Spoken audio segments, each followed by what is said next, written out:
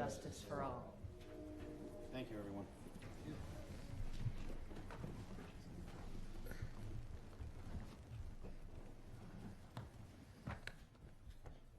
We have a large group here this evening. I can see them all out there. It has nothing to do with school, I'm sure. So, but Rob asked me to have you folks come in, which I think is great because we want to acknowledge something that you girls did over the summer, which I think is very nice. So I'm going to hand it over to Rob Scher because this is Rob's day. Oh, it is? Okay. It's your day. Well, I'm pleased to see you all today. We have here with us tonight and I think you could just come up and maybe Dave stand at the podium, but we have here with the rest of the Ashland's Twin Valley U18 softball team who won the championship this year. And did you guys win it last year as well? Or yes, very good. And so I'm going to ask, so congratulations. It's great to see you. This is one of it's always good news. I don't know if the camera can get them. There they are. And so, Dave, I'm just going to ask you to say a little bit about, what the team did and who participated and, anything you'd care to say for, briefly. Okay, well, first of all, we want to just thank you guys a lot. We know you have a lot on your plate. It's really nice to be called here. I told somebody at the office today I'm going to the White House today. It's our equivalent of going to the White House. These girls are amazing. This was the Twin Valley U18, which is the top division team. And this year they went 11-0. And they were led by, they were all really good players, but we had the two best pitchers in the league, which is Casey Thorson and Sid McMullen. They were incredible. When one would come out, they'd think that, oh, good, the second pitcher's coming out, and then they'd get hammered again. So we had great pitching. We had great leadership by the seniors, which everybody can't be here tonight. We're missing, but we have Rose Shannon, Vanessa Cefalo, Cassandra Rodriguez, and who else are we missing? Taylor. Caitlin Murray, who was an incredible hitter for our team too. So everybody chipped in. They won every single game, and this is the second year in a row we were able to win the entire Twin Valley thing, which is an accomplishment for us because I've been coaching with Jens Thorson for many years, and we're a good team. We believe in encouraging the girls. Our main thing is I want each of you girls to leave this team, and I hope you are feeling like we did something, and I'm good at something in my life, and I hope that and we do have Jens and I have been coaching a lot of these girls since they were like 10, and we used to be praying for them to be able to throw a strike over the plate. So it's really good to be the top team now. And prior to the last 2 years, by the way, Marlboro had won it every single year, and nobody had beaten them. So the first year we beat them like 1 game, and then last year we beat them 2. This year we beat them 3 times, and then made it to the finals and won that. So also I wanted to mention the field people. We played at Ashland High School, and I want to thank you that we could use the high school field. And we had Steve Carlson and Andy Rund, who was another assistant coach, and Pat Murray. I'd show up at the field and it looked like Fenway Park. They invented this thing to drag the fields, and I was so proud when the other teams came into Ashland, because we used to play in a little kind of tiny field, and they came and they were just blown away. It was so professional. So they were unbelievable, and I've left out Jerry Leone was also unbelievable administrative skills. So it was a great team effort. The girls were incredible, but the coaching team was like everybody gelled, and it just went so smoothly. So that's great. We really appreciate that. So rumor has it that Mr. Scheer was coach at one time of this team? Is that accurate? He was also my neighbor and coach, and I coached one of his sons when they were little, and he coached my kids when they were little, so we've done a lot of, everybody's chipped in this town. Yeah, and so you guys, as soon as I stopped coaching, that's when you went undefeated? Is that what happened? I said, I'm going to do exactly what he did not do. No, we, it's a lot of it is just these girls just got better and better over the years, and they're incredible. We have a little presentation to you, Vanessa and Rose. A couple of our seniors would like to bring it up. We're going to leave you guys with one of our trophies. Terrific. Be Oh, careful because it's the finest solid yeah, gold, you say Russian. and Very nice. drop that, it could be a problem. Thank you. Thank you. Very nice. Nice to meet you. And I just a minute about the Twin Valley and all the efforts like Jerry has done over the years to keep that league going. It's, a little bit of an exception this day and age. You have a recreational league that, is run locally, and it's been a great experience. So, thank you. Thank you, That's Dave, awesome. and the rest of them.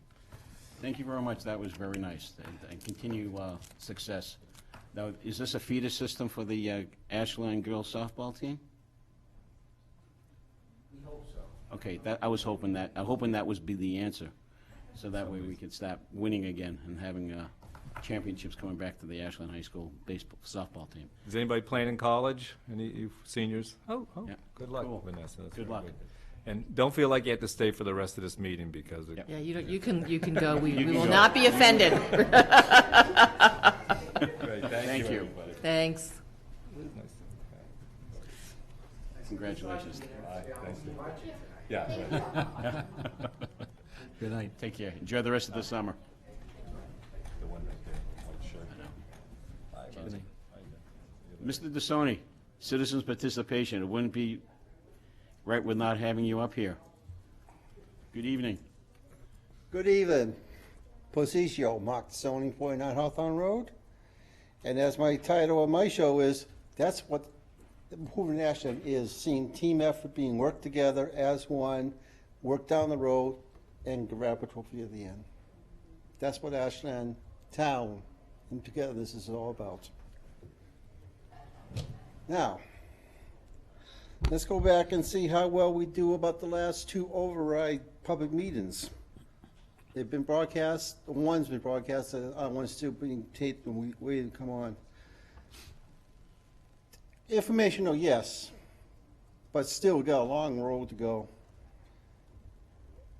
The school stuff, if it passes with it, if it passes without it, if it fails with it, if it fails without it, it's still going to be a town that's going to be carrying on. Through the chairman to Mr. Town Manager. Have you gone through with your finance director, the Anderson report yet? Of course. And what's coming out of it? Well, the implementation is what's coming out of it. There were a number of recommendations that Anderson Strategic Advisors made, so we'll begin looking at the implementation. Some of it we implemented even before the report came out, some of the internal staff checklists and collaboration on permitting and a number of different activities. Certainly looking for a professional economic development director is key among those, so that effort is underway. We haven't found somebody for that just yet, but that's certainly a high priority. But until that time, we're going to continue to move forward with advancing the economic development agenda that we have and working with our local businesses, particularly with the Ashland Business Association. We're forging a much closer partnership.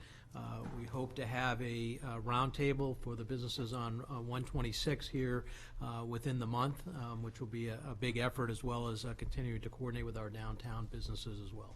So that's in a thumbnail sketch, but we're proceeding forward rather aggressively. And I know that part of that has an implemental tool in it. I'm sorry, say that again? Implemented tool. That other departments would Implementing it too. get a say in how to organize and get this formulated, implemented. Oh, implemented also. That's correct. I mean, we want to establish a culture within the town staff, regardless of department, that everybody has a role to play in economic development, because it's oftentimes that business lead perhaps may come from an unusual source. It could be somebody asking about water and sewer. It could be somebody asking about a particular type of license or perhaps a permit for a particular activity. And we want to make sure that the staff gets that information back to the folks that are handling economic development to then reach out to that person as part of, being an ombudsman, if you will, to find out what they're thinking, what assistance they may need, and sort of talk through that with them. So we have a contact sheet that we're going to implement where folks will put that information down and it will get back to the right folks to do the follow-up. And I know in part of this, the Anderson paragraph in that tool, they wanted to get the planning board inputs in it. Of course, because part of that is, relates to zoning. If you remember at my State of the Town address, I outlined some of the things that we knew were going to be in the report as we worked through the effort by the Anderson Strategic Advisor. So one of those is to work with the planning board on some zoning that is complementary to what the town would like to see. Oftentimes there's a disconnect in different parts related to the zoning, so they certainly have a key role to play in that, as well as the Zoning Board of Appeals as well. And I said to Michael next to you one time that I sent a copy of that report to the planning board because through the management, they never got it after that July 1st meeting until I sent it to them. I'm looking for a connection throughout the whole town departments to work with that report, because the override is an important operational factor. Well, it is, but realize that economic development and the activities that we're looking at are long-term. These are not things that'll get fixed in a year, but they certainly play a role in the long-term effort to increase our commercial tax base, industrial tax base in town where it's appropriate. So those are not things that happen in just a few months. So that's really part of a long-term strategy as we look at economic development in a much broader sense. And I'll come back. I'll finish up with this, and I'm going to be seeing Nate, the planning director, tomorrow for the report. We need to work on it along with zoning matrix in this town. I'm going to work with him to get that going, because like I said, the disconnect in this town hall between departments makes understanding communication transparency a little hard to believe. If it's disconnect here, what's going to happen out with the citizens who's got to see that override question and have to think themselves, what's it going to do for them if the departments can't talk about themselves? They got to realize familiarity may breed something, but it may not breed truth. Well, I guess I would disagree with you, because I don't think that the disconnect you're talking about actually exists within town departments. I mean, we're bringing that closer together.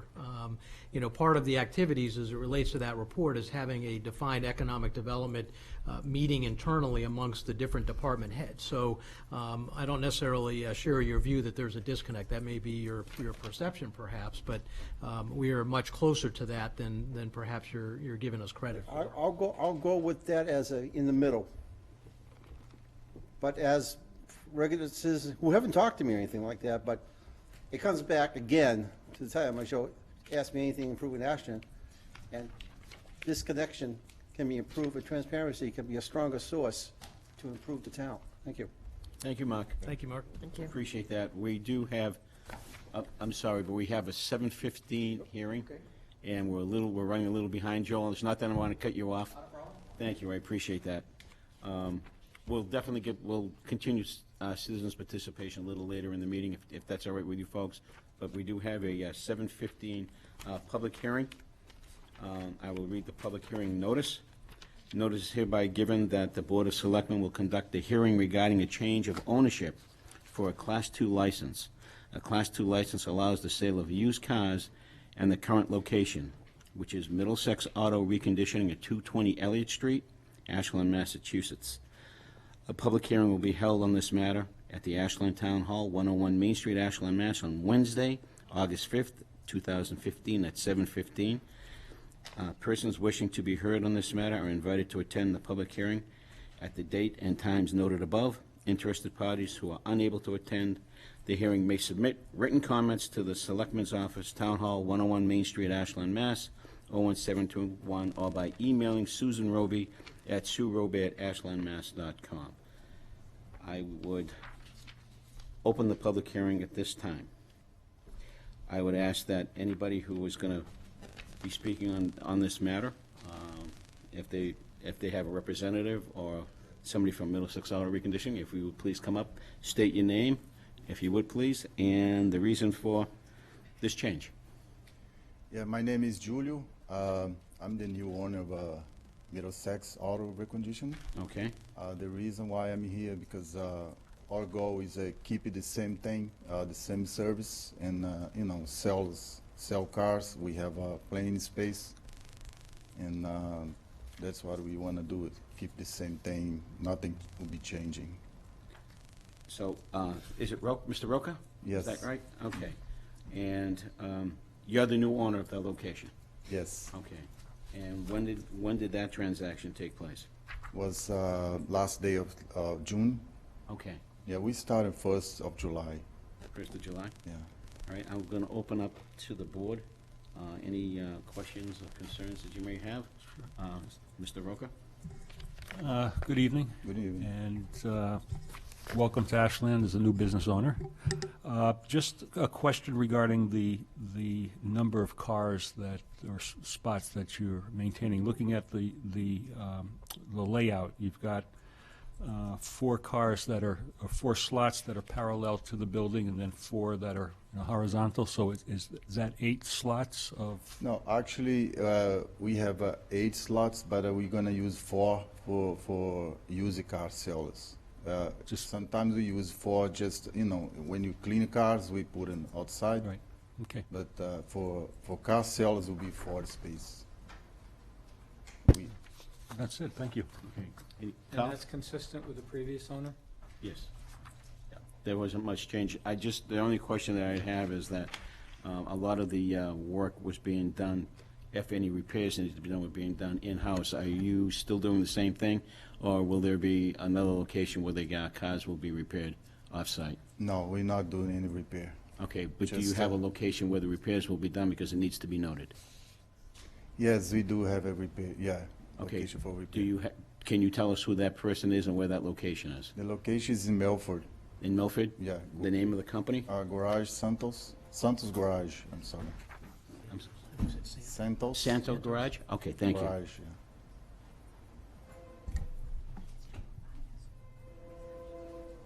And you've used them before? Yeah. Okay. So do we need to have that on record as part of the application? Signed agreement. Yes, Yeah. so we just need to have him provide us with a signed agreement prior to us. Okay. giving him the license. So we can do that and have that paperwork come in? That's correct. Okay. All right. Joe, I have a, Sure, go ahead, so, Linda. in looking at your business plan, it says you'll only have, it says only 4 used vehicles will be sold at one time. So is the idea that you'll only have 4 vehicles sitting there, and then as you sell them, you'll bring new in? Or is there the possibility that between a car being sold and having new inventory, there might be more than 4 vehicles sitting there? No, it will be only 4 vehicles sitting there, yeah. Okay. Uh, So you probably won't bring gonna any, you start it- won't bring no. any new ones in until you've sold another one? Oh, yeah, Okay. definitely. That was my question, just in regards to space. And Good, everyone good? All right, do I hear a motion? Sure. I move that we grant a Class 2 transfer of license to Middlesex Auto Reconditioning, 220 Elliott Street. Mr. Roca, subject to the completion of your application, which would require the an agreement with a repair shop. Okay. I'll second that. All those in favor? Aye. All set? Thank you, and good luck. You're welcome. Thanks. Welcome to Ashland and good luck. Mr. Rogan, just make sure when you have that paperwork, see Sue Roby at the town hall. Just mail it to her so she has it, so she can put it with your packet, so we'll have it on file. Okay, thank you. Oh, no, you can stay. I mean, you're more than welcome to stay, but We don't, You- we We don't have to, you expect don't. you to, don't worry. You were the highlight of the evening, though, so if it's so. thank you. Oh, goodness. All righty, we're a little early for our 7:30 hearing. So in the meantime, I would like to swing down to the acceptance of minutes for June 3rd, June 17th. Yeah. July 1st. We don't have July 1st. Oh, we don't have July 1st, okay. And July 20th. Yes. Okay, We we didn't just get don't have July. July 1st. She's trying to read my chicken scratch. No comment. I know.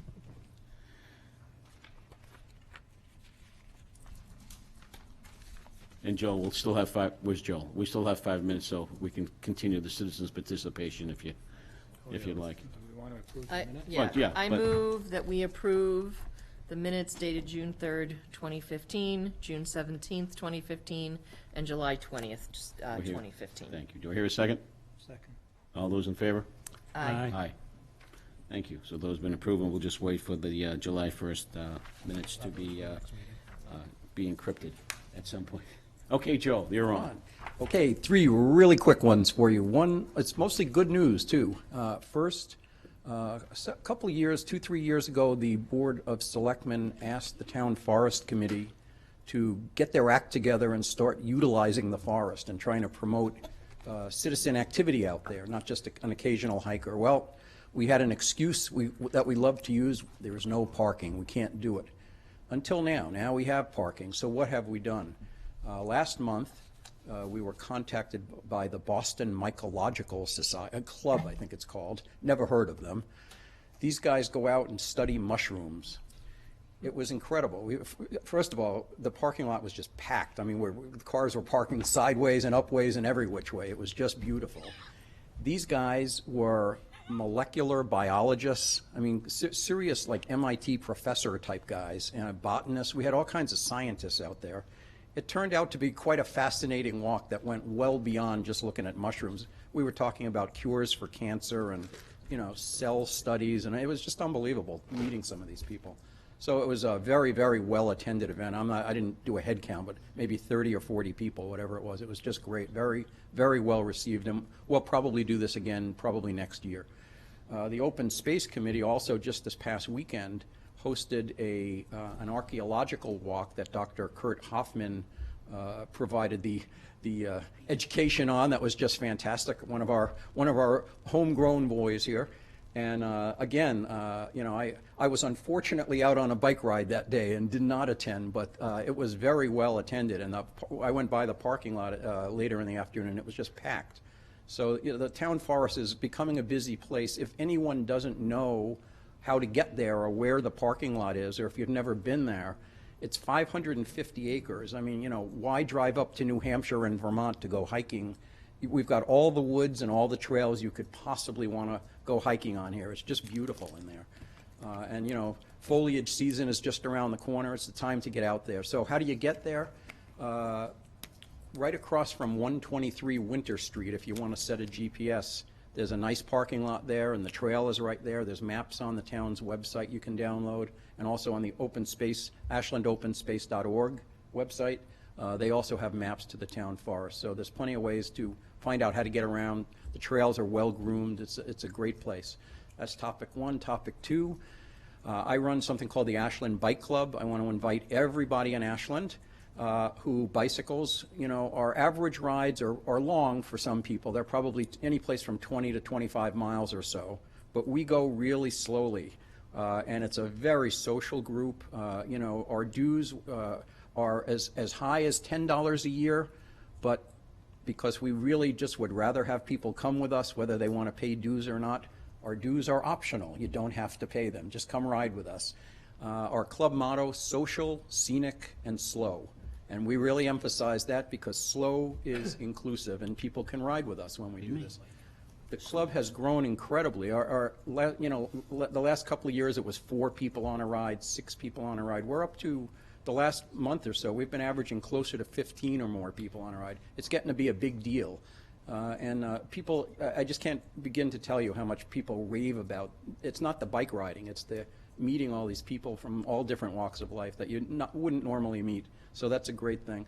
The last topic I wanted to talk about, I was here after a real hero in Ashland received some awards from Tony and from the American Heart Association for saving a life doing CPR on a gentleman who had collapsed while he was out jogging.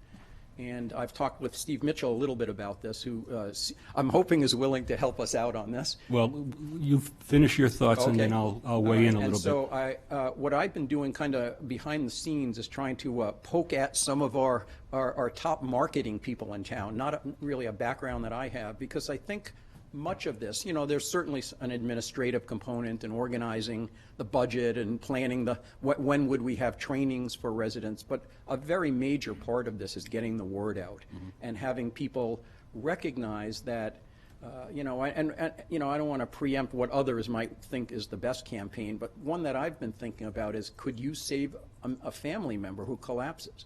I mean, I remember last year we were talking about the possibility of regionalizing the fire department, and we were given some statistics about what the pros and cons of that were.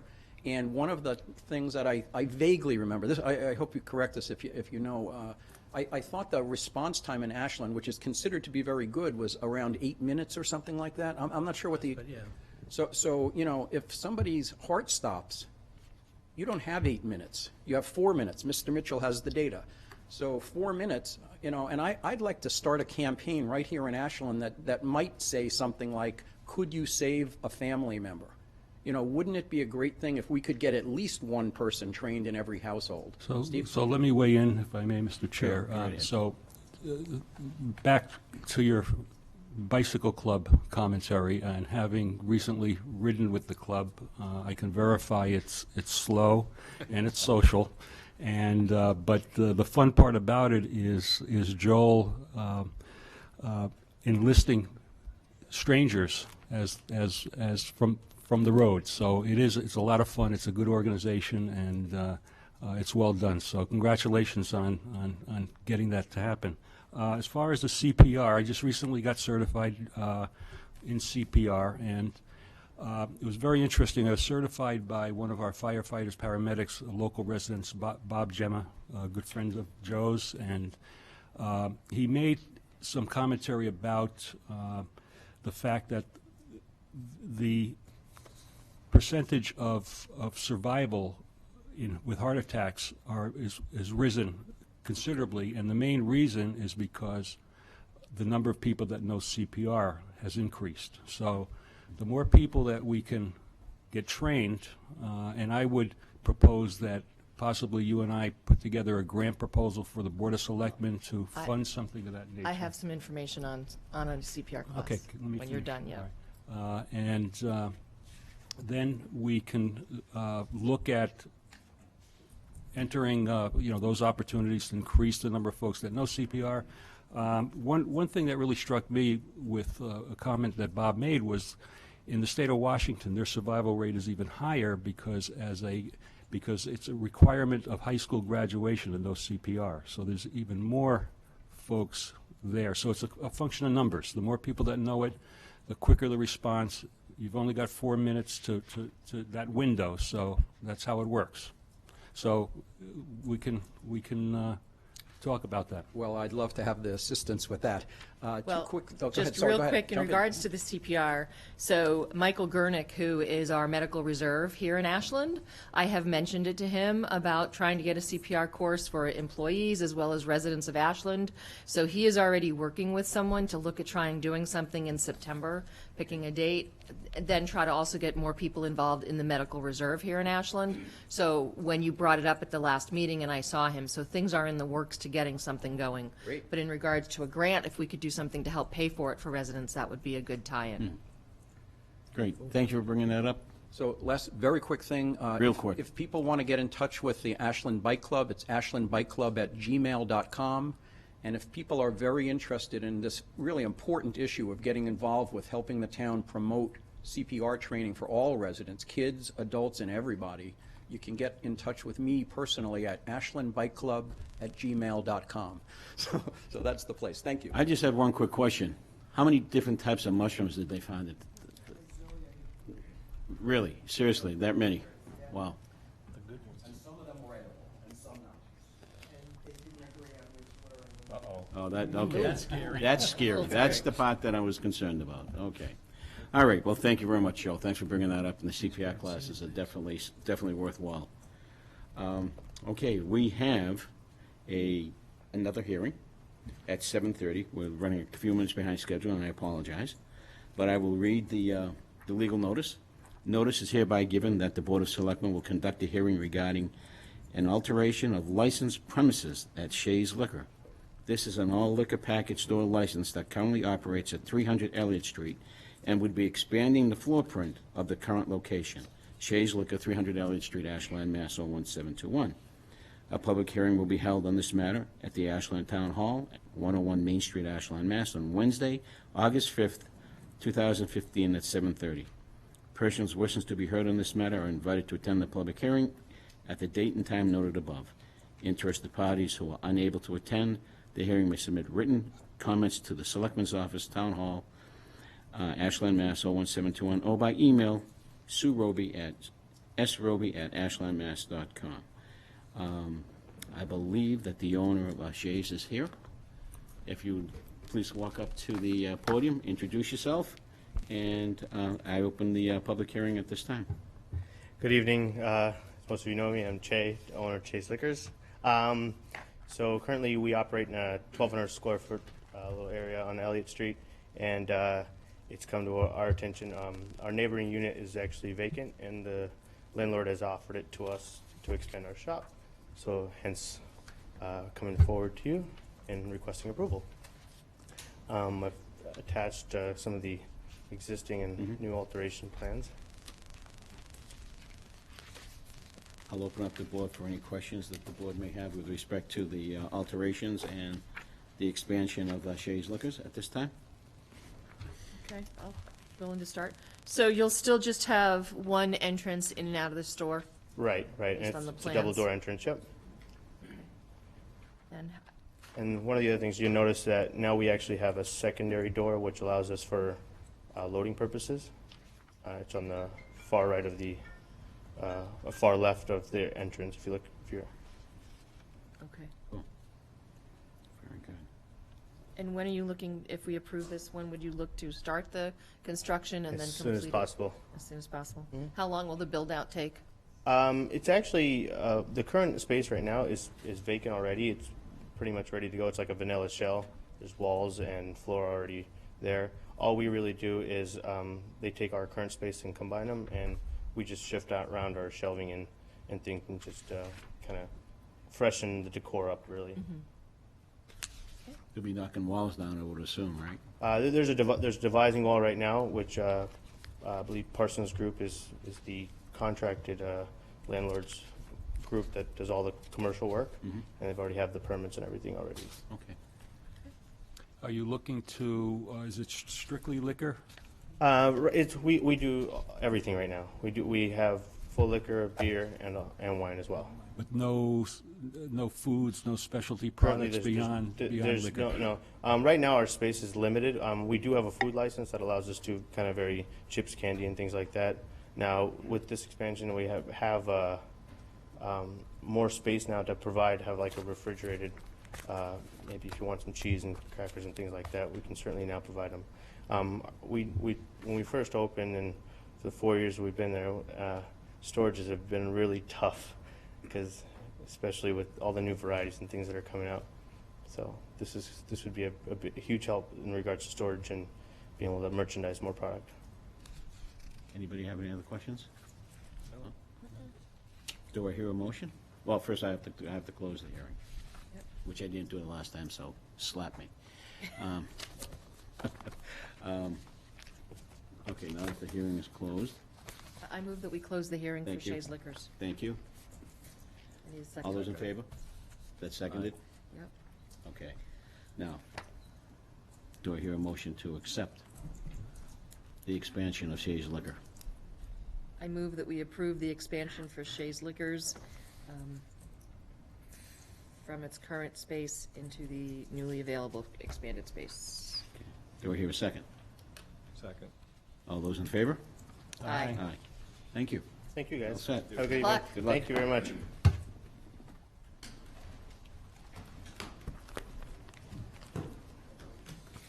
Can you remember when you first started? It was a little small store. Remember when Yeah. we talked, Right. So it's, getting his business plan. That's great. Still interested about those mushrooms at the state park. Yeah, you gotta break that one off. Yeah, I think, Oh, my goodness. All right, we have another hearing coming up. Hope they're not coming after me. 7:45, and we have a few minutes to go, so is there something we can do in the meantime? Can we do selectmen appointments? Is that something we can do right now? It's pretty straightforward. Okay, Mr. Town Manager, if you would, please. So related to the Stormwater Advisory Committee, as part of the committee is a representative from the Conservation Commission, the Open Space and Recreation Commission, and the Board of Health. Each of those committees/board has met and recommended the appointment of Paul Winsick from Concom, Gene Walker from Open Space and Rec, and Mary Mortens from the Board of Health. Comments, concerns, or? Sounds like a good group. it's nice of them to It sounds like a support. very good group, yeah. Do you want to do them all together, or you want to do them separately? If we can do them We can do together. them all together. Oh, all together? Can I just ask where we are with the membership of this committee? Is it now full, or? So the membership right now is essentially full. We have members of staff that are on it, and members of open space. I'm trying to remember if we have any residents at this time. I don't, if I can check and get back, I'll pull it up and just make sure. But I think we're close to being full, but I can verify that. We good? We're good, go ahead. So I move that we appoint Paul Winsick from Concom, Gene Walker from Open Space and Recreation, and Mary Mortensen from Board of Health to the Stormwater Advisory Committee. Is there a second? Second. All those in favor? Aye. Aye. Congratulations, everyone. Okay, we're looking at Water Policy Committee, sir. So we have two additional nominations for the Water Policy Committee. The talent bank forms are in your packets. These are from the residents category. We have Jeffrey LeMay and Kathy Rooney. And I see Kathy and Jeff is here, so do you have any questions that you have for either of the candidates this evening? Since they came out, if they wanted Would to like to just come up? say a few Kathy, would you like words. to come up to the podium?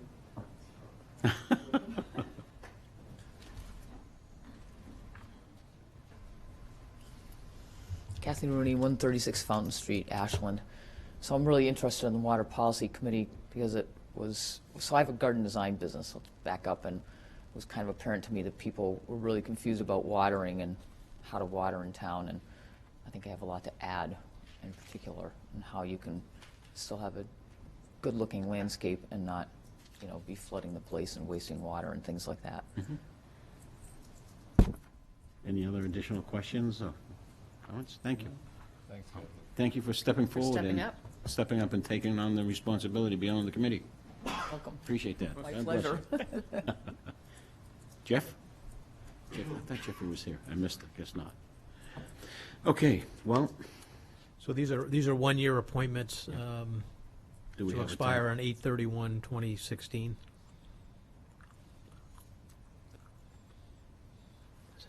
I move that we appoint Jeffrey LeMay and Kathy Rooney to the Water Policy Committee with an expiration of 8/31/2016. Do we hear a second? Second. All those in favor? Aye. Aye. Question, did we need to put a date on? Yeah. Yes. No, I'm checking right Yeah, now. okay. So we can We can amend that. We revise can, or yeah. amend the Stormwater Advisory Committee. We're checking on the expiration date.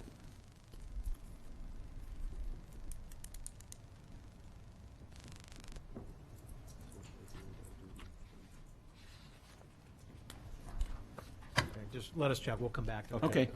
We've already done All righty. All right. That's cool. Well, we're ready. Well, we're a couple of minutes early. But I So- think, go ahead. So it looks like they're overlapping three-year terms, so we can do one for 3 years and one for 2 years. And one for one. 1 year? Two nominations. We had, this is the Stormwater Advisory. Yeah. Oh, yeah, Yes, so, we had 3. yeah, so 3, 2, and 1. 3, 2, and 1? Do we know when these particular people's terms expire on their current committees? Like for Mary, for Board of Health, is she up for reelection next year? Because if she is, then it might make sense to make hers the 1 year, and I don't know if that's something we could quickly find out. Sure. Yeah, we could on this, couldn't we? To elect it, it's a- Somebody can write this down while I'm For I'm checking. Concom and, Paul you know. Weinsek expires 2018, so he might be a likely 3-year. Yeah. Oh, is he on the current list here? Yeah, So Mary's up for reelection in 2016. Okay, so it makes sense to who, give her the 1 1. year, and then Jean, She's what, open space and rec? yeah, Yep. so Jean Walker is 2018, so we could do either Jean or Paul, the 3-year. So flip a coin. We got them in order, so maybe it's let's 3, do 2, 3, 1. 2, 1. 3, 2, 1, just the way it's written. To amend our previous motion on the Stormwater Advisory Committee, I move that Paul Weinsek of Concom gets appointed for a 3-year term to expire in 831. 8/31 of 2018. 18. Gene Walker of Open Space for a 2-year term to expire 8/31/17.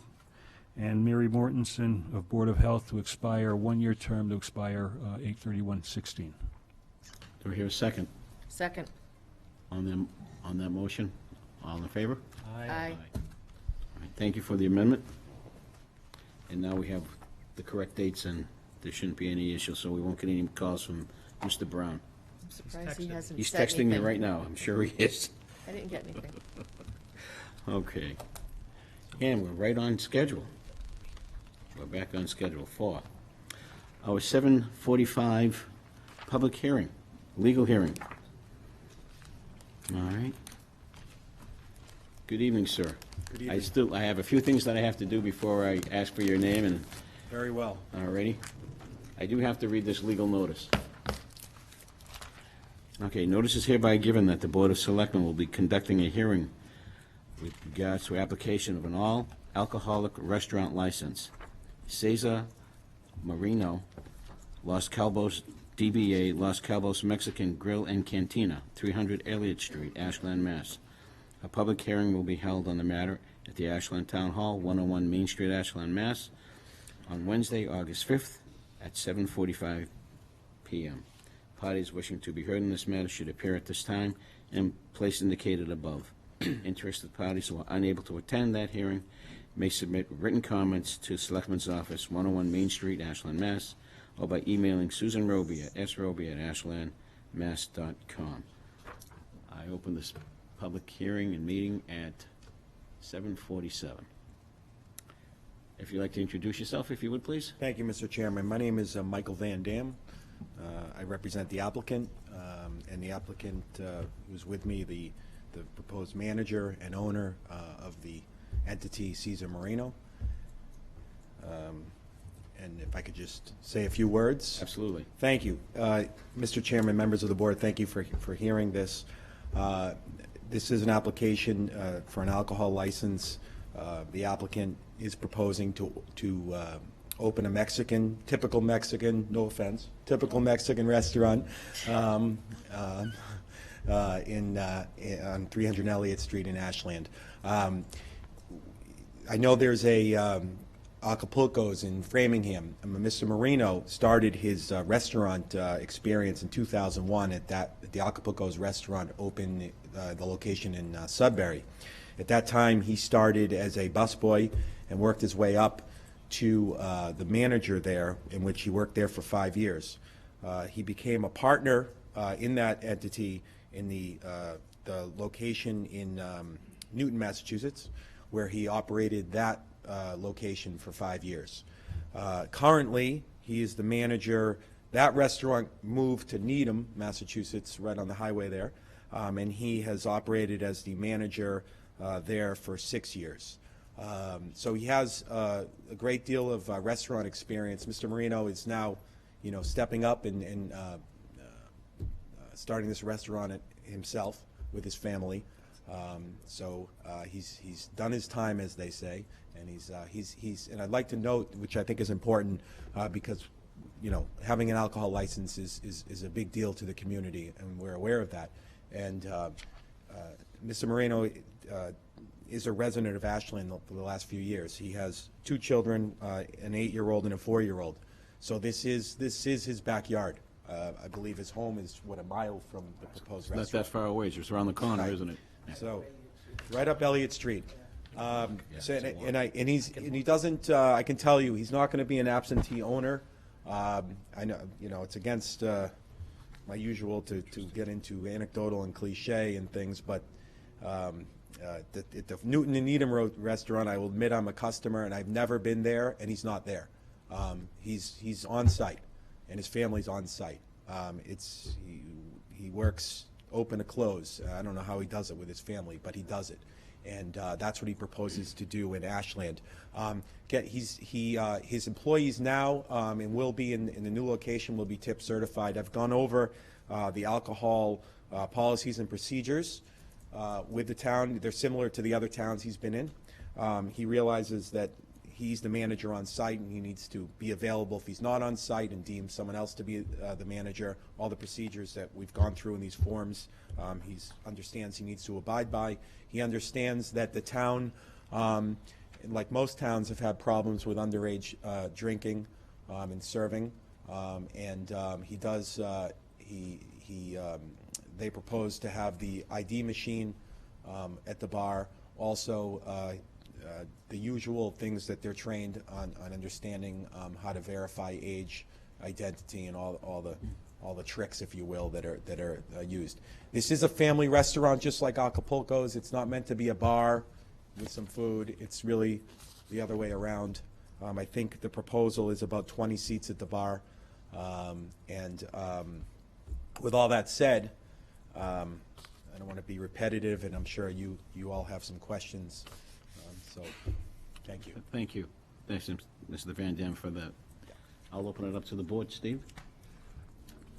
Mr. Moreno, welcome.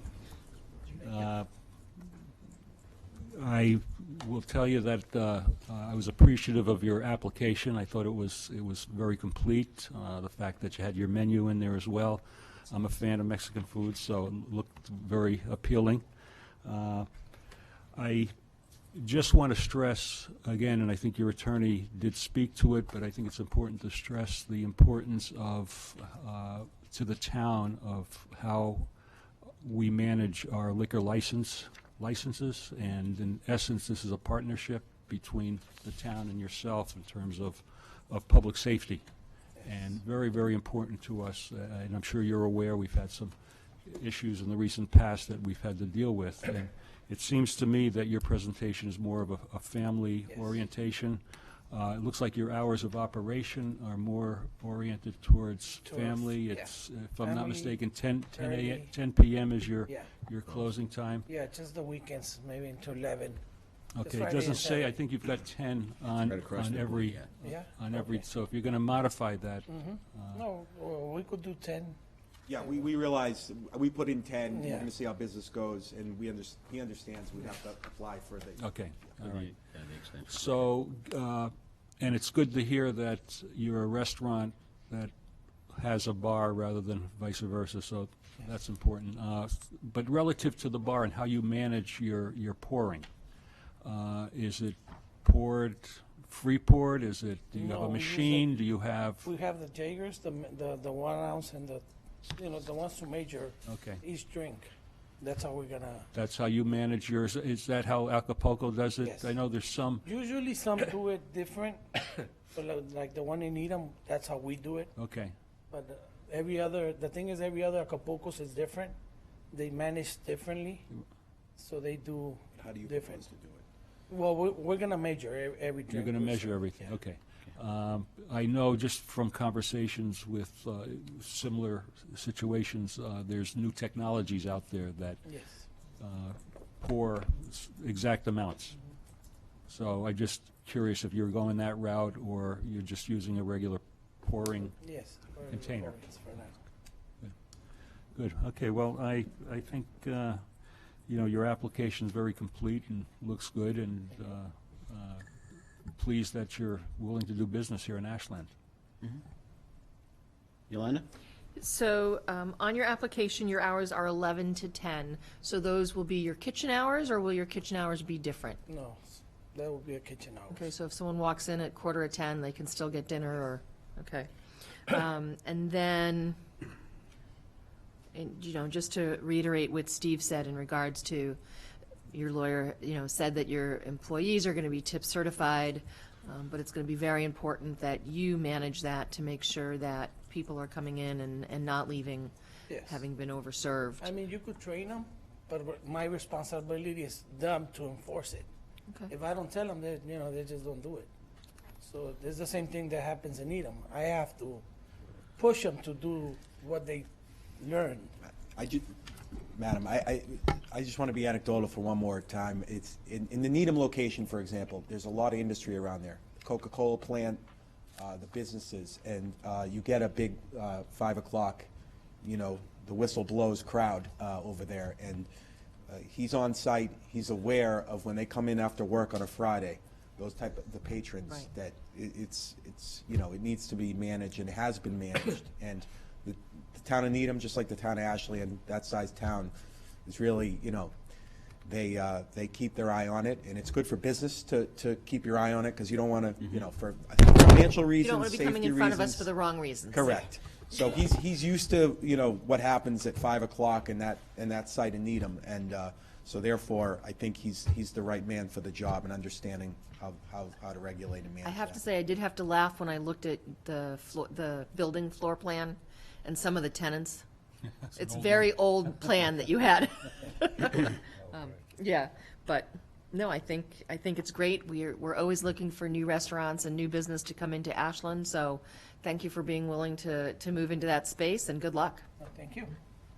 Rob?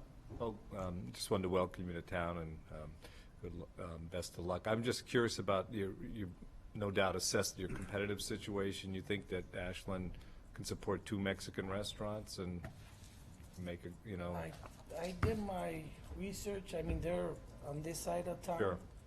I'm hoping getting Framingham, Hopkinton Okay. area. Sounds like a good plan. You know, and it's right off 126. So it's So I'm something hoping, different, I hope they do good. You know, everybody does good, and, you know, let's see what happens. But I think they're too far away. Is your focus a little different than theirs in terms of the type of food or the regional? Yes, it's kind of different. Los Cabos, is that in the Baja? Is that Yeah. Okay. Los Cabos San Lucas. Yeah, okay. Yeah, and it's gonna be a little different than what they have. Great. Well, thank you. Good luck. You all set? Mr. Moreno, I'm relatively new to the board, and you may know that this is a sensitive subject, liquor licenses, with this particular board, because the previous board has had several issues with this. I'm happy to see that you're an Ashland resident, so you understand the difficulty in negotiating that area where your restaurant is, both in the parking lot and exiting onto Elliott Street into 126, without having ingested any alcohol. It's a very difficult area. So it's something that I think that my fellow board members take very seriously, and we hope that you will as well. And thank you and good luck. Thank you. Joe, I had one follow-up Sure, question. go ahead, Yolanda. So once we approve this, when are you looking to be open? Maybe the end of September. End of September? Yes. Okay. That was one of my questions, but that's I'm okay. sorry. That's okay. That's why I'm the cleanup batter. Mr. Marino, welcome to Ashland. Thank you. We don't have a written policy, but because of all the issues that we've had in the past, when someone gets tip certified, we feel it's proper, and I think they learn more if they're in a classroom setting than they take a test online. So we would strongly recommend that anybody that has to be tip certified goes to a classroom for their certification and not a program that's done online. 'Cause I think they learn a lot more. Yes, usually Appreciate what it. we do, we have a teacher go on site and teach us there for 4 hours. Okay. They give us a class there, they certified us there. Usually that's what I have done the last couple of Okay. years. Because every 4 years it expires, Right, so we go through the training every 4 years. okay, And that's how we do it down in Needham's. All And right. I think that we're gonna do that, the same thing here. good. Right before we open, everybody's gonna be certified. And how many people are you looking to employ? Because it didn't really say, so I was kind of curious as to how big of a wait staff you're going to have and how many bartenders will be on board with you. It's gonna have 2 bartenders, 1 part-time, so it'll be 3. Okay. 6 waiters and 5 cooks. Okay, 2 dishwashers. So 2 it gives you- dishwashers. Okay, And manager, me and my wife. sounds good. And then, other than the dishwasher, everybody will be certified, tip certified? Okay. Does the board have a problem with somebody coming in and training them in-house? I think that's I think that's a it's great a great idea. idea, to be honest with you, so. One more That's thing we new. train them for is, like he was saying, CPR. CPR? Yeah. We have a Great. teacher come and give us another class for CPR too, so. That's So good. everybody will be CPR certified. See? Very good. It's already starting. It's already starting, Joe. That's great. So, Joe, Yep. so you and your wife are going to be the managers? Well, she'll be helping as a waiter. Okay. Whenever you. But, Mr. Marino's, Only- yeah, he's the name manager. Yes, I'm the okay, main manager. okay. His wife, who's at the Needham location as much as him, but she's a waitress, but that's how it Okay, works. so you're the named manager, I'm the you will main- be there, yes. okay, Yeah, you're the manager of record that we have Yes, on. capital file. M manager. Yeah. Okay, okay. great. Any other additional questions or concerns that you have? Well, again, I think I appreciate the fact that you're here in town. We look forward for something new, and I'll entertain a motion. Actually, you Oh, gotta ask if there's anyone against. That's right. That's right, I have it right here, and I didn't do it. Is there anybody present that would like to speak for or against? How did I know? Mr. DeSoni. Welcome. Oh, right next to the heart, too. Welcome, and as part of the, not ABA, but ADA, this is part of one of the reasons why we want 126 to work. Welcome aboard. I'll make it short and sweet. Los Cabos, hope not lost weight.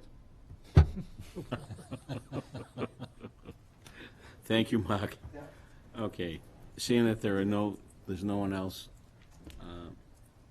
I'll close the hearing and ask for a motion. I move that we close the hearing? Second. All those in favor? Aye.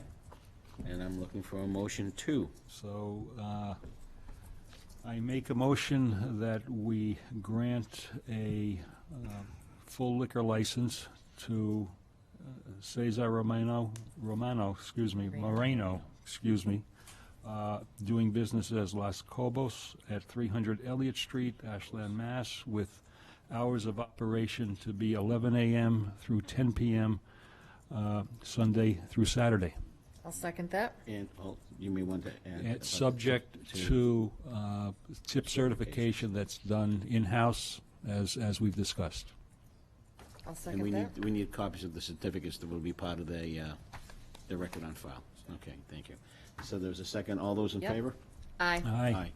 Congratulations and best of luck. Thank you. Welcome to Good luck. Ashland. We look forward to your opening. I just had a procedural question. Does Steve need to say the opening and closing hours as Yes. part of Yes. Oh, okay. Yep.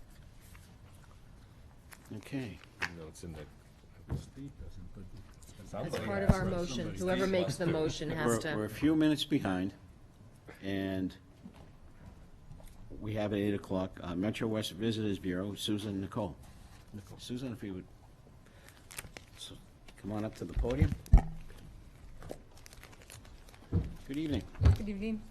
Nice to have you. Thank you. It's good to be here. You're here for MetroFest, I believe?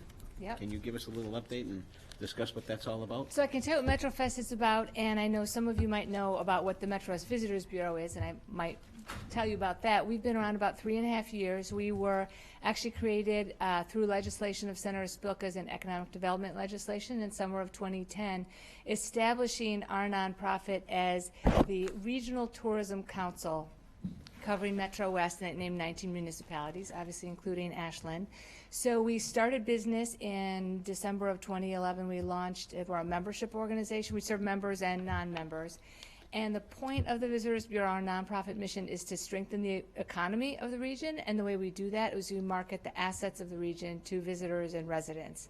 We get some state funding for that. We have to match any state money dollar for dollar, and have exceeded that lately because the business community, when I say business, I mean for-profit and nonprofit, has been very supportive of this. So what we're trying to do is spread the word about all the things that there are to do in Metro West, and things to eat and trails to climb and whatever it is that people might be looking for, especially to make sure that residents of the region know what's in their own backyard. We don't like people going to Boston for Italian food. You know, there's things that you can have in your own region and strengthen the own economy of your region. So that's what we've been doing for about 3.5 years. Been engaged with municipalities, nonprofits, for-profits, all kinds of businesses, certainly not ones that you would just traditionally think of as tourism. Obviously, we have hotels engaged with us, but we have all kinds of members. In fact, we just had our summer open house, and there were all kinds of folks there from all over the region. A lot of cultural. We do, I'd say the first group of organizations that really came on board were arts and culture folks. Nobody before had really convened and connected that group, and we do that. We used to do it monthly, and then we do it now quarterly. We put together in a room everybody who self-identifies as arts and culture throughout the region, and they learn so much from each other. They connect with each other. A lot of great collaborations have come out of that, and then of course we get to know them better, and then we in turn market them. And we do a guide to the region that we distribute, about 20,000 copies in the region, about 20,000 outside the region, and some way out, some overseas, because we do have a lot of overseas visitors. So we want people to know when they come here, whether they're coming here on business, there's all kinds of other things you can do, cultural, dining, and make sure that they keep their money in Metro West. So the idea of Metro Fest started almost as soon as we were launched, and we thought it was a little early to do it right when we started, but last year we did pilot it. And the purpose of Metro Fest is, again, in line with our mission. It's to showcase the arts and culture and some of the retail that might be local retail, showcase it to primarily, we didn't know the first time how many, if we get a lot of people in the region or people outside the region. The hook is food trucks, and people will go a long way for a food truck. So we had 24 food trucks last year, and but we did pull mainly from towns around in this area, which was fine. It was a very family event. We had about 7,500 people, which kind of surprised us, but it was a beautiful day, and I think people felt a lot of kind of regional pride. So what we try to do is make sure that there's a lot of regional representation at it. We had last year about 70 exhibitor spaces. This year we're closer to having about 90 of them. We filled up, and we've added some more. And again, trying to have a great variety of primarily arts and culture, but also some retail if it has kind of a local feel. Woodville, Maple, and Hopkinton is that one that comes to mind. That and then we're also going to be having about another 24 food trucks. This year we worked really hard to try to make sure that any local food trucks got on the list. Last year we outsourced the food truck part, and this year we're doing that ourselves. And then we'll have entertainment and lots of kids activities, and trying to make it super affordable for a family. It'll have free parking, free shuttle buses. Last year we really filled our shuttle buses, so we'll be doing more of that. And making sure that mainly it doesn't conflict with things in other towns. I will admit it conflicted with Ashland Day last year and Celebrate Holliston. Long story, but it won't happen again, and it's not happening this year. Susan asked about, I think, 5 or 6 months. Actually, it was more like It might have been like the day after the last Metro exactly. Fest. It's always the third Saturday in September. Just want to I let you totally know. got that. And Okay. we'll always be the 4th, and then we'll never conflict, and we won't conflict with Hopkinton's 300th and the Apple Fest and all that. We have charted every festival happening in the fall to make sure that that we're not conflicting with them. So that's the overall plan for Metro Fest. Last year, we also decided to reach out to different municipalities to see if they wanted to partner, mainly in kind of a visibility marketing way. I mean, I can't say, that you would, if you had a space, which is part of what you get, that you would sell something and get $500 back out of it. But I think the purpose of it was to show that the region's municipalities are connected and support the idea of showcasing primarily the arts and culture, but there's also some retailers there. So that's the overall purpose of MetroFest. We've been working on it for about 11 months. I didn't know a festival takes up your entire life, but it kind of does. So, and we're planning for 10,000 people, just because we were a little bit surprised by 7,500 last year, and the weather's nice and the buzz was really good, and we're planning for about 10,000. That's good. You'll probably get that now that you're not conflicting with other programs that are going on in the area, so that's Yeah. So last year, there was, we had the car show. The car show and Ashland Day going on at the same time. And we Celebrate still had a Holliston. large crowd, so All right. we're still very happy. I don't know, maybe this is more information than you want to know, but last year when we partnered with Food Truck Festivals of New England, because we didn't know how to put on the food festival part of it, and we needed a place that was fully fenced and gated, and that was Bowditch Field. And the problem with Bowditch Field is about 3 football teams play there, and a high school and college.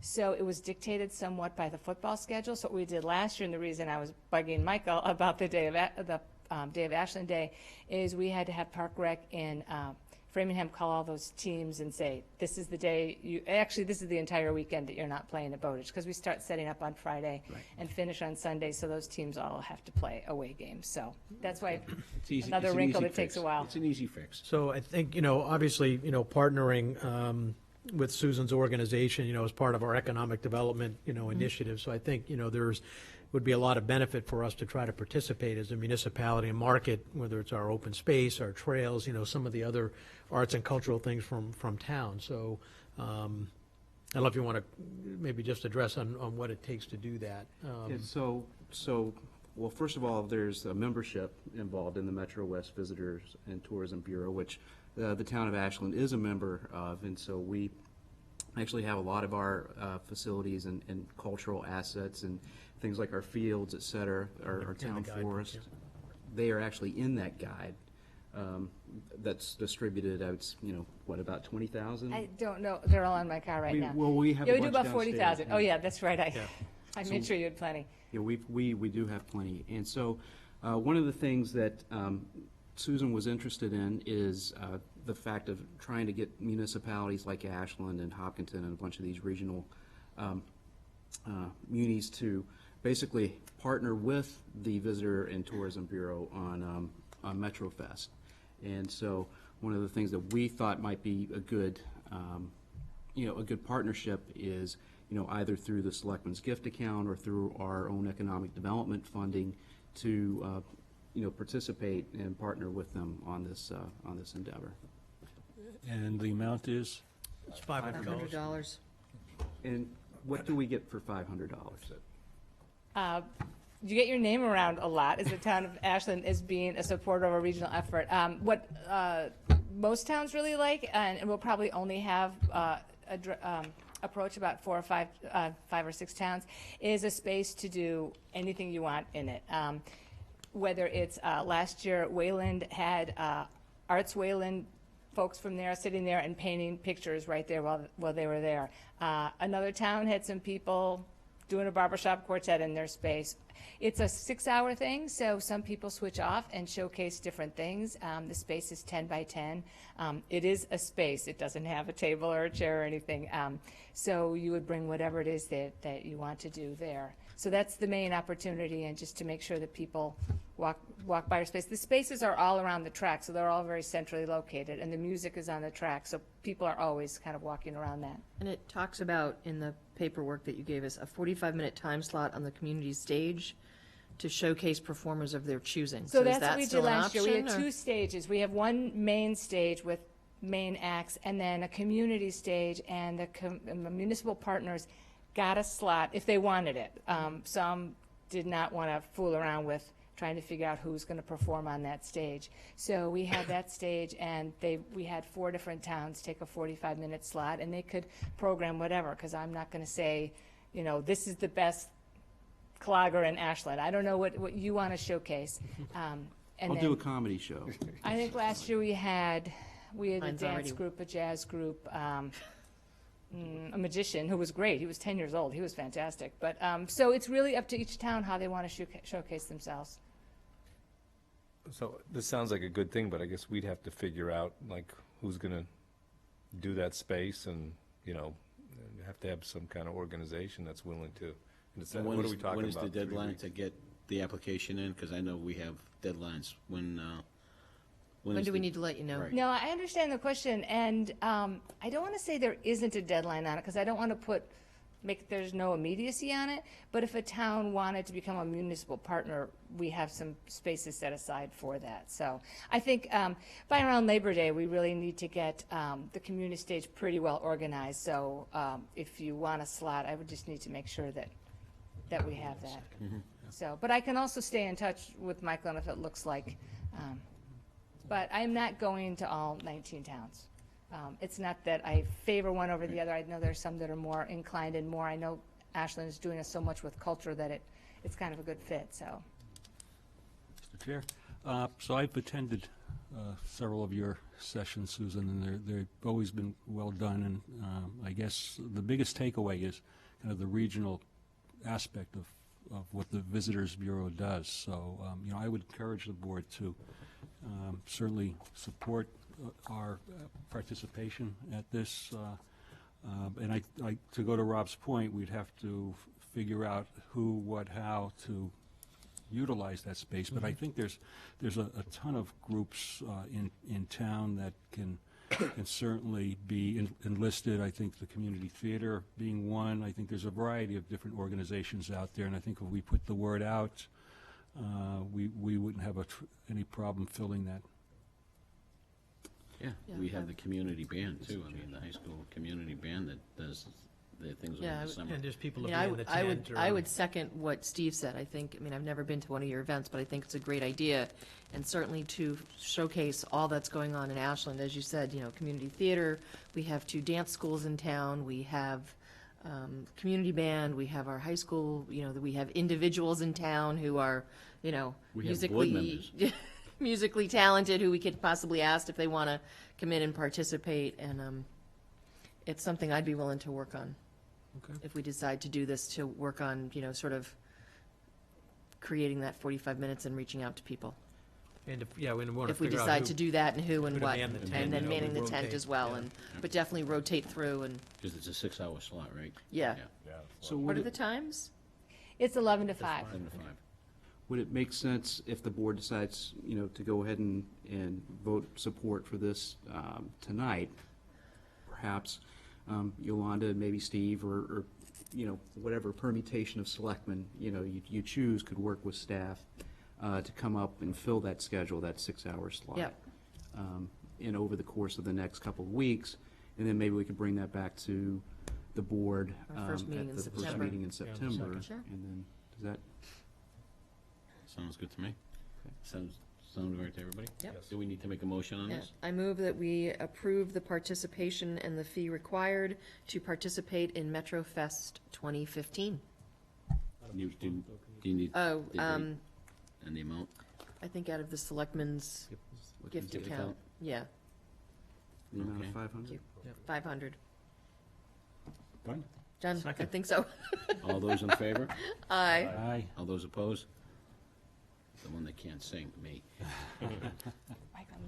We won't make you sing then, Joe. No. Give me a set of drums. Thank you very much. All right, thanks. Thank Thank you. you. Very So good. just to circle back, how are we going to manage the event? Well, So I think once you determine which selectmen want to work on, they can work with us and staff to kind of come up with a time schedule and slots and. Right, so there's the 2 parts. There's the tent and what we want to have at the tent, and then there's the 45-minute time slot on the community We stage. could break it and up what- into a couple different things. Right. So Yolanda's already I'm willing, yep. interested. Anyone else? I thought you were. I thought you Is that were right? too. Yeah. Yeah. Okay. I can see it now. Why do I see the Kingston Trio on stage? Oh, I heard you playing the drums, and that, Did that your scare mind. you, or? I might go to this thing. If you're playing. If you're playing. All right. All right, we have an 8:15, we're a little behind schedule. Mr. Williams, come on up, Bill. Screen and stuff. You know, working. So we're just, as Philip comes up, we're just going to take a minute to get the screen down and try to test out our new technology, so. What's this? Right in my head. It's right there on the, Where's me? it's right there on the wall. Hit the button. Should I move first? No, you're okay. It's going to come up on the screen over here to your, that. to your Oh, right. okay. I thought you were Put a talking hard about this hat screen. on. Yeah. Is it not, oh, so not the screen that's coming down? Yeah, we gotta bring it. Okay. Like I said, it's, Whoa, is the one, which one is it? The last one I gave you today or the one before that? That's going to be the one. So this is new technology that's been put in the room through our cable agreements. We've had some money to upgrade the technology in here for the experience of the people in the room, but also it'll be a better signal and sound going out to the people watching it on TV. And we're in the process of testing to actually live stream this so that if people don't have cable, I don't know who might, or if they're out of town and they still want to watch a meeting that's going on here, the potential is that we could possibly live stream.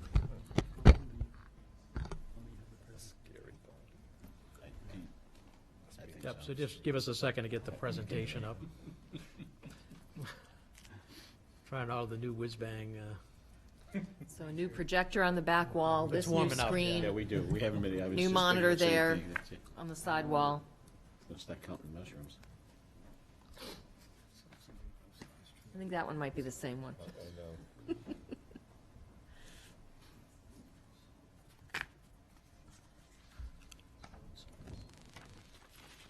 So Paul, just let me know if we're waiting for it to come up. I'm not getting that display. We tested this out this afternoon. It worked great. Miles, can you hit menu on that remote? Joel, you got anything left? That's actually. It's in the bike path. Oh, I couldn't look at Kelly. That was good.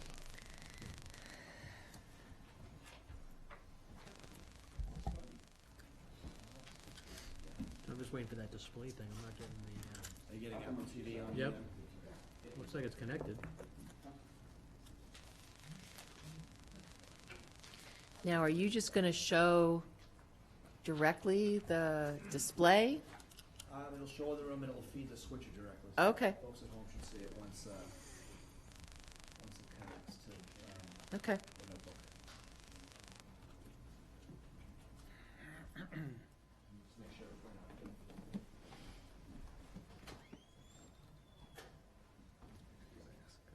Did you go to the town park? Did you go to the archaeology thing? By any chance? It's next week. This week, be on the town license committee. Good work, Mark. Do me a favor, look and see if that VGA cable's hanging back there. If this doesn't work, I'm just gonna hook it in. There should be screen? No, there should be a VGA cable just either right behind it or something. Just-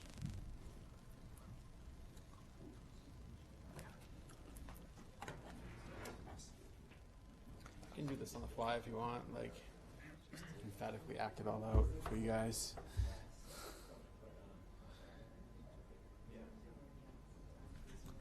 Yeah, which is, oh, is it hooked in? It's not hooked into anything?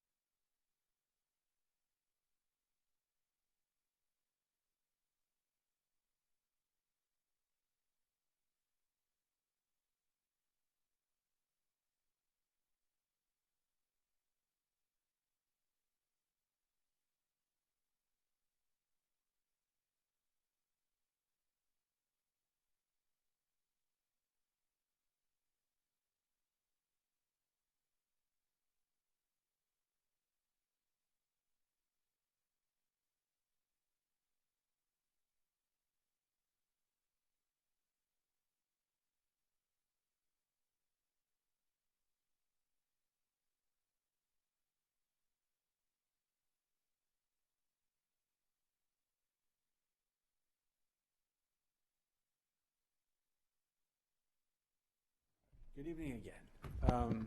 I'm Philip Williams. I'm the energy manager for the town, and I put together just a small presentation on kind of the state of sustainability in Ashland. So this just gives a brief history of how we got to where we are today. So the kind of precursor to all the stuff that's happening in town now was the Green Committee, which was chaired by Carl Hackinson. I hope I spelled your name right. And they were... You're the first person that ever did. I fixed it, actually. Truth in advertising. So they were charged with trying to have the town achieve green community status through the state. And after that happened, the committee was disbanded and a sustainability committee was formed in town, and their task was to reduce the energy usage in town. And kind of a big item that was involved with that and the town was getting an investment grade audit done with Amoresco to kind of see where we had the potential to be more efficient and what kind of opportunities were out there for new investment in the town and incentives from utilities and how the town could overall save money and be more efficient. So I was hired in last September, which through the green community status that the town did achieve, it made us eligible for grants that we have gotten, including a $250,000 grant to replace all the streetlights in town with LEDs. And it most importantly allowed the town to get some grant funding to hire an energy manager, which is really great. But in that time, I'll tell you that since I started in September, you know, I had a background in environmental science and sustainability, but I didn't always know how towns operated and how you get things done when I started. So there was a learning curve to that. But I can tell you now that, like, in the short 11 months that I've been doing this, that Ashland's really become kind of a leader in how to do things and how to get things done. So that where I used to lean on a lot of people that were energy managers, and we're all kind of new at this, but there were a couple more senior people, like in Acton Boxborough. They've had one for like a year or two, so kind of looked to that person to like how to get things done. But you know, every day, or at least every week, somebody's calling me from another town around here asking me how we have accomplished something.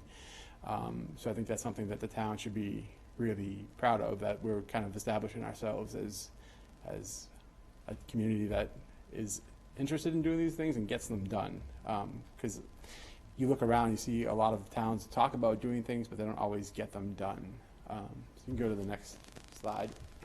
So these are all the stakeholders in town that are involved in sustainability. So on the municipal level, you have Tony Schiavi, the town manager, Michael Herbert, the assistant town manager, Eric Heidemann, who I directly report to as the facilities director, and also the DPW director, Dave Manugian. I'm also on the sustainability committee, which is an invaluable thing to the town, and I probably wouldn't even be in this role if I didn't start on the sustainability committee. And there's an immense amount of talent. You have PhDs, engineers, people with tons of education and background in these type of issues that all come together and really help guide the direction that the town goes. So that's Matt Marshquist, Tricia Kendall, Rob Moonbleak, Preston Crow, Wayne Bates, and myself. Of course, I'm the energy manager. And most importantly, the community is the biggest stakeholder in all of this, because ultimately they're the ones that benefit from the more green environment and the financial benefits that usually are tied to most of these initiatives. So I think as I saw over this past town meeting session, that really highlighting the financial aspects of doing these type of projects really helps open people's eyes, and then they end up understanding kind of the environmental benefits to doing these things. So that's just a little slide showing that I think everything that we're doing in town is, everything we're doing in town is financially beneficial.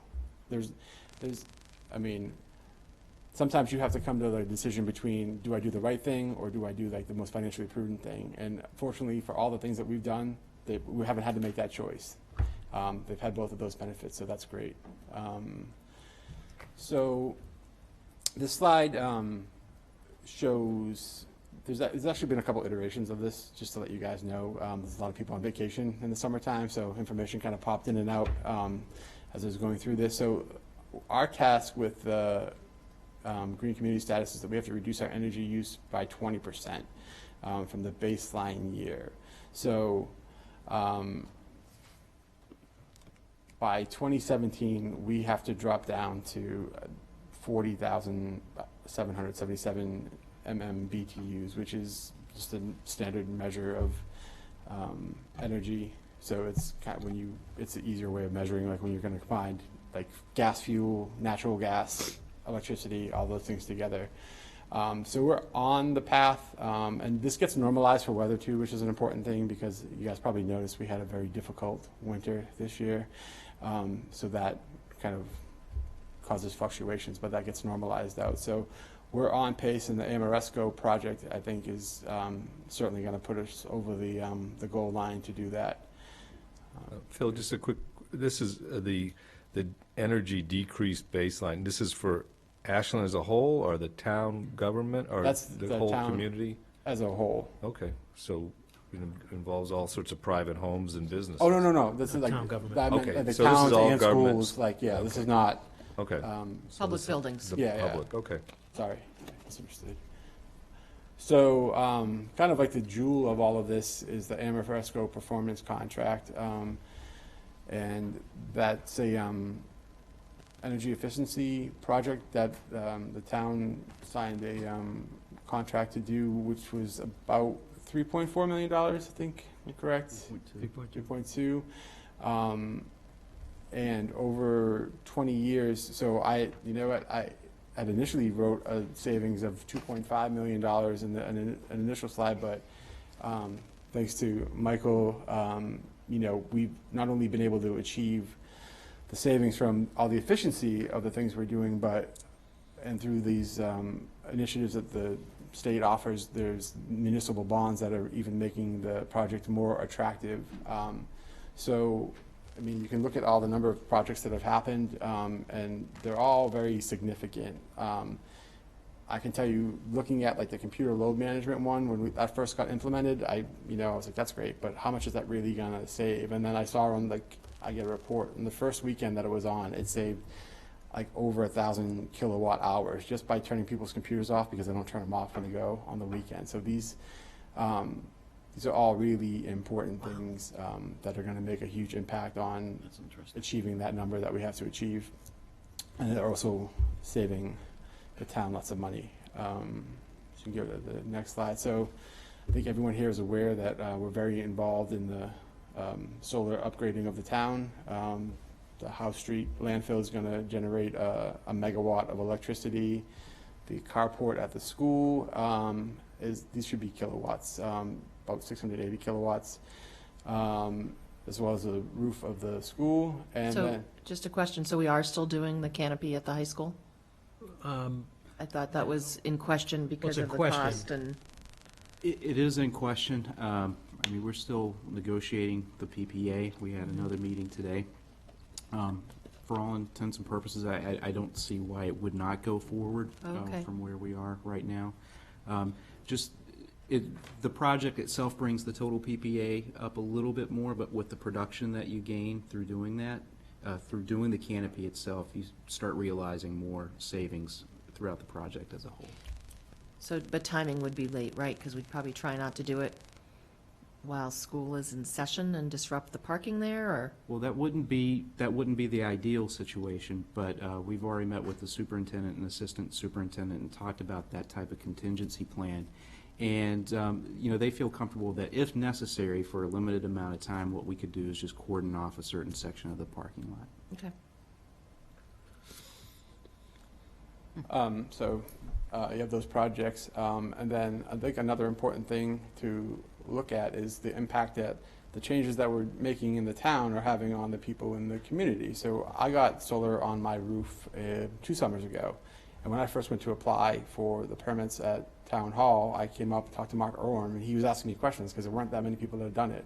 So now, just through this point in the year, we've already installed 84 just this year in town. So I think the tide is turning on people accepting that this is a smart thing to be doing. And we're very successful with the Ashland Solar Challenge, which was beneficial for Solar Flare, a new green energy company in town. They got about 60 homes under contract through that promotion, and we were able to get, for meeting that high goal, we were able to get a free system that we're going to put on the community center, which is just going to generate free energy for us as an incentive for meeting the top tier of the challenge.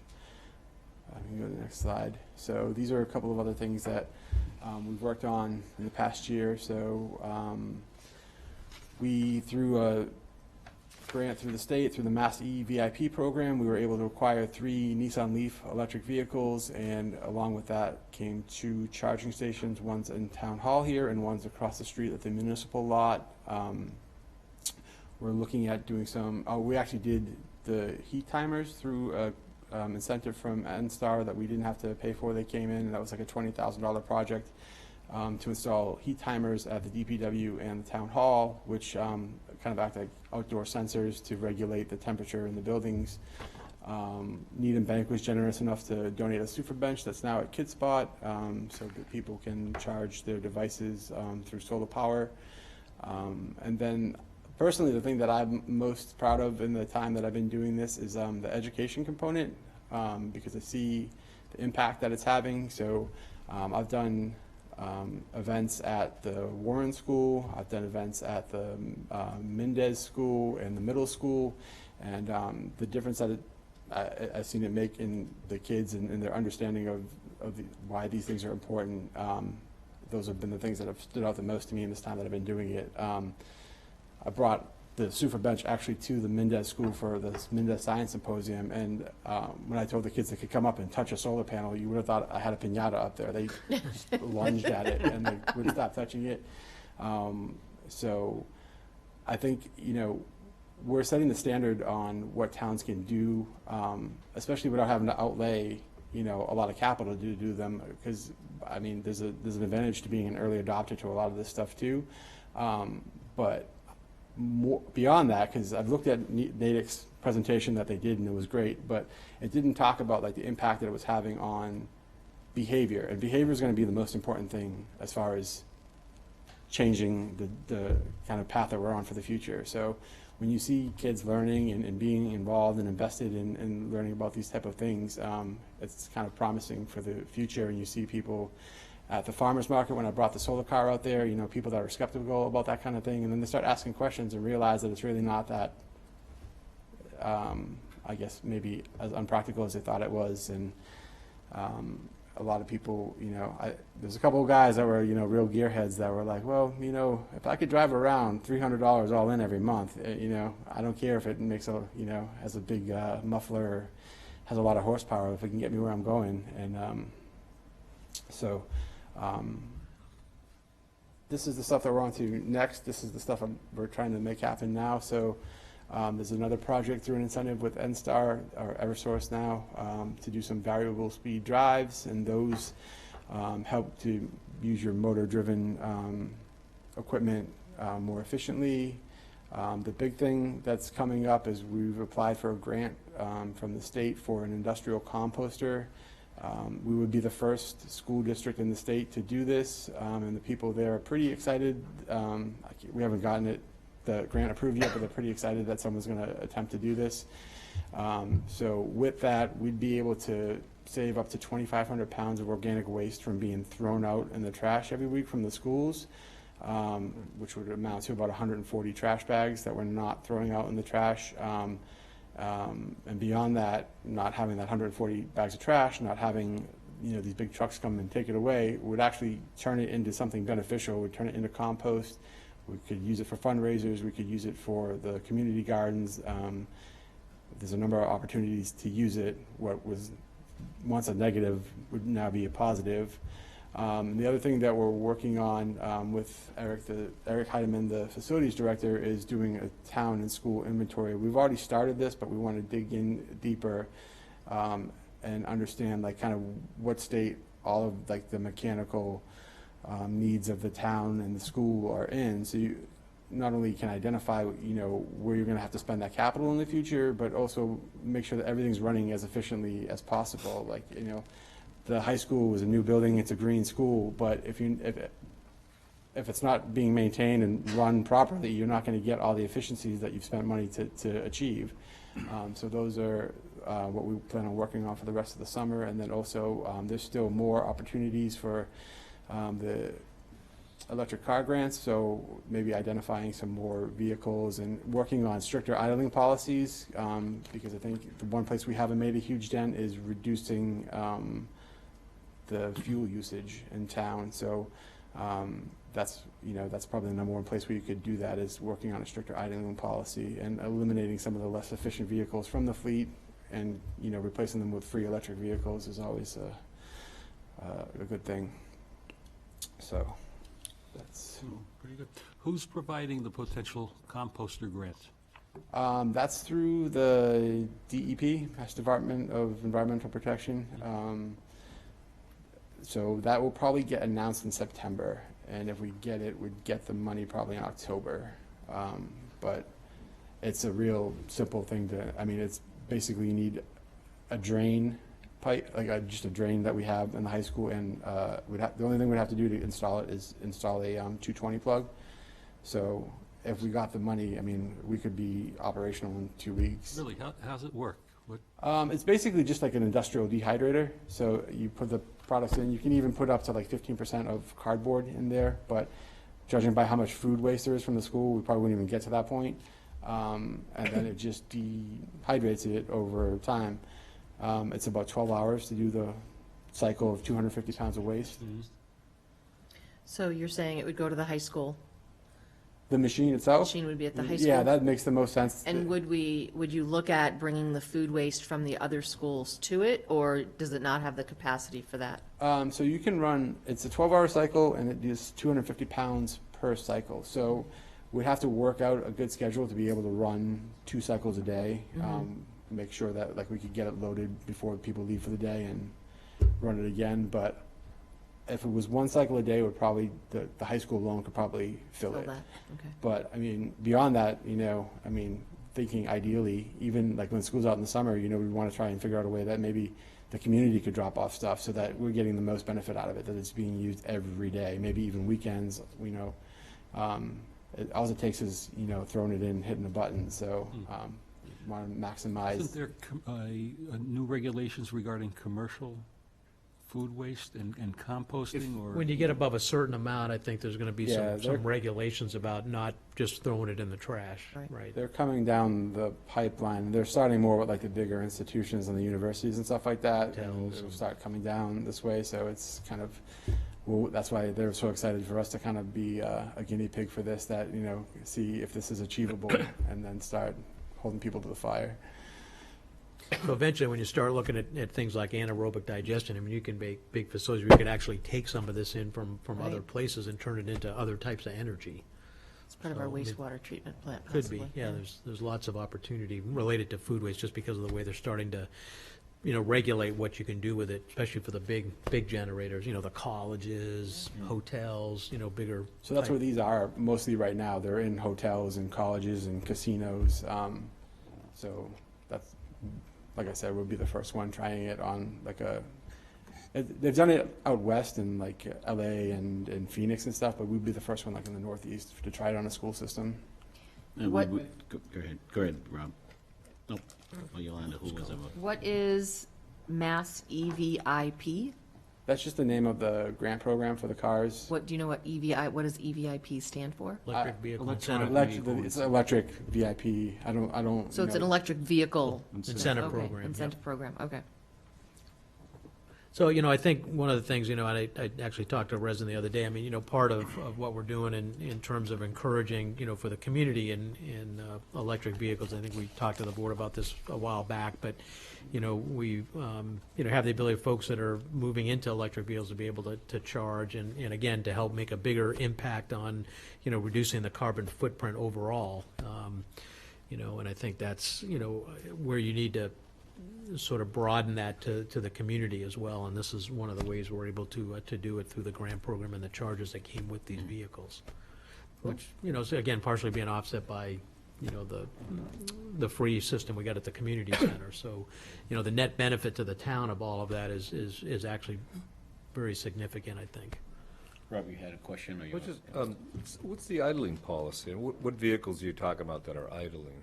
Well, I don't think that we have a strong idling policy. So an idling policy would be like police cruisers and things like that. Right. You're on a detail for 6 hours and you just leave the car running, So if I can, maybe I can, so like in DPW, all of their trucks, my understanding, all their trucks actually have placards, so they actually do have some anti-idling policy.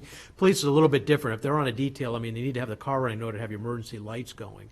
I'm hopeful that at some point there's an opportunity for grants for some of the newer technology to be able to put battery packs inside of police cruisers, so that when you're on a road detail, you can have your radio running, your lights running without having the engine running. Right now, there is really no way to do an idling policy for police vehicles, just because if you're out there, keep their equipment going. You have to keep the lights going for safety. But I know there was a few years ago there was issues about school buses idling, and which I think has been addressed. Is that correct? Pretty much, like I don't know about the schools, but now yeah. the schools really had to go through some. I think there's actually some state law around idling. There are signs yeah. in front of the schools that. Yeah. Right. Phil, thank you very much. Thank you. That was a wonderful presentation and Thank very you. informative. I have one quick question with respect to the compost project. Where does the material go after it gets completed?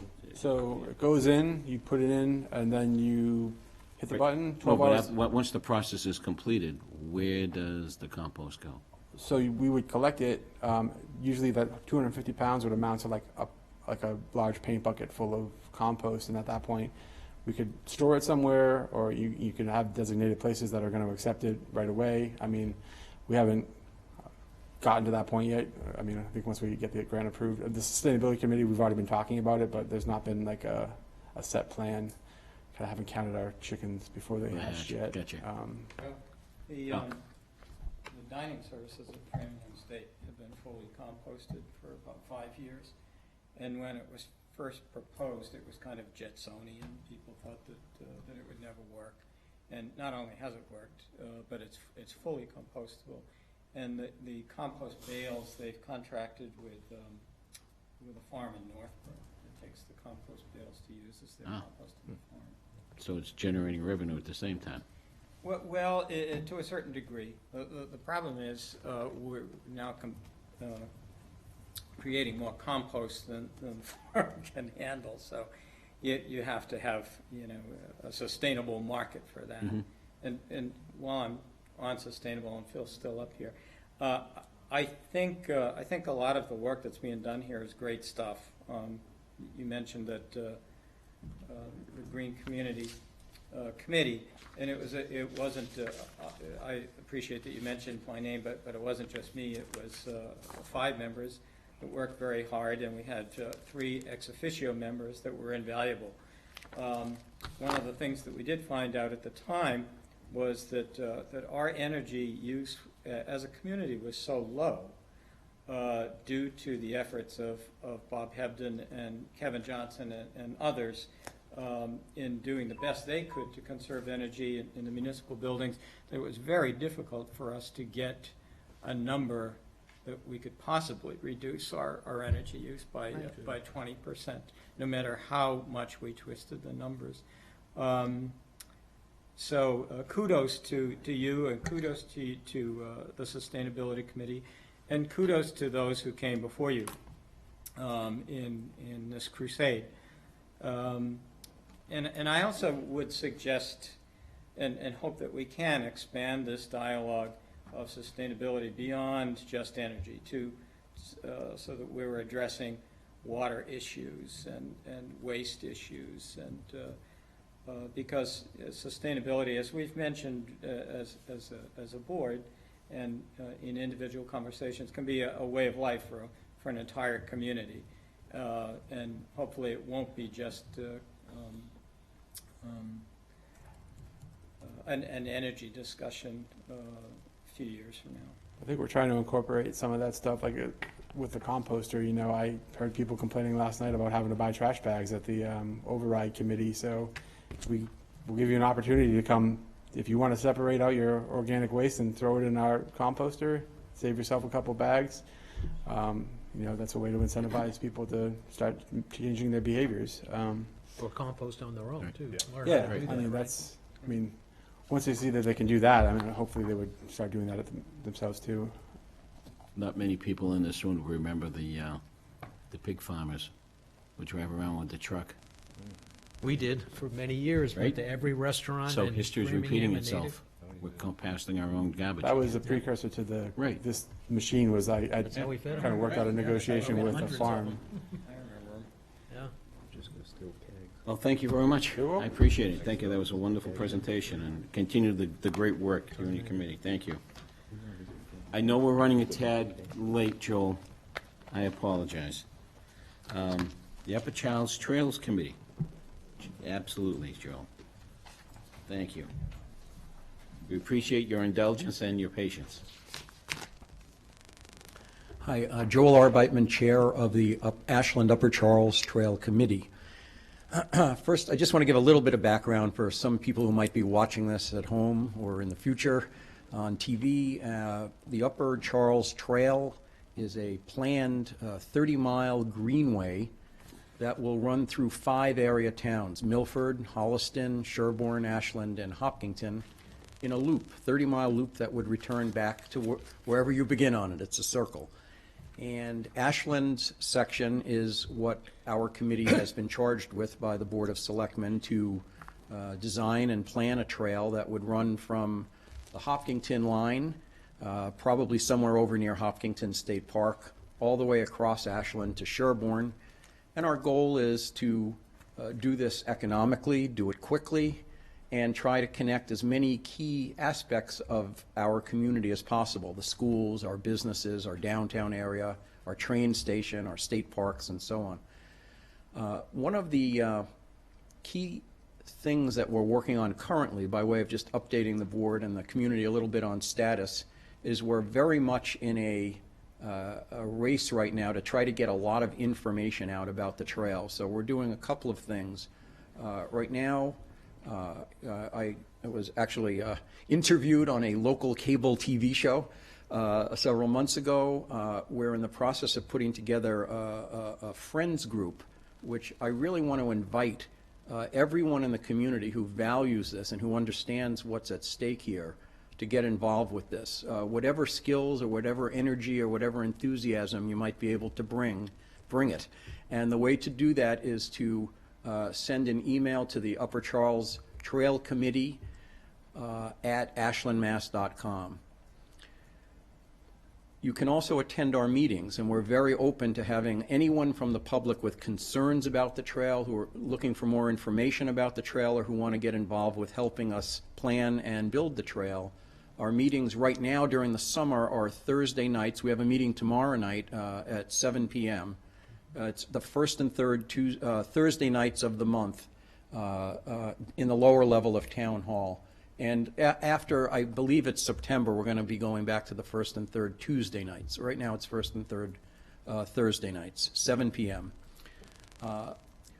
A number of issues have come up that I want to discuss, and the focus really is not just on the specific issues, but more on the type of process the board envisions having us work with, and how we're going to interoperate with some of the key town personnel.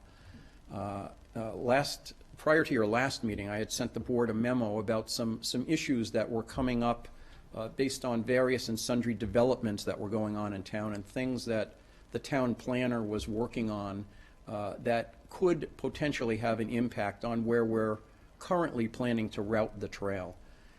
And that's what I wanted to address myself to. two key issues, I guess, have come up here. And again, the focus is less on the specifics and more on the process of what should we be doing and how should we be working together on this.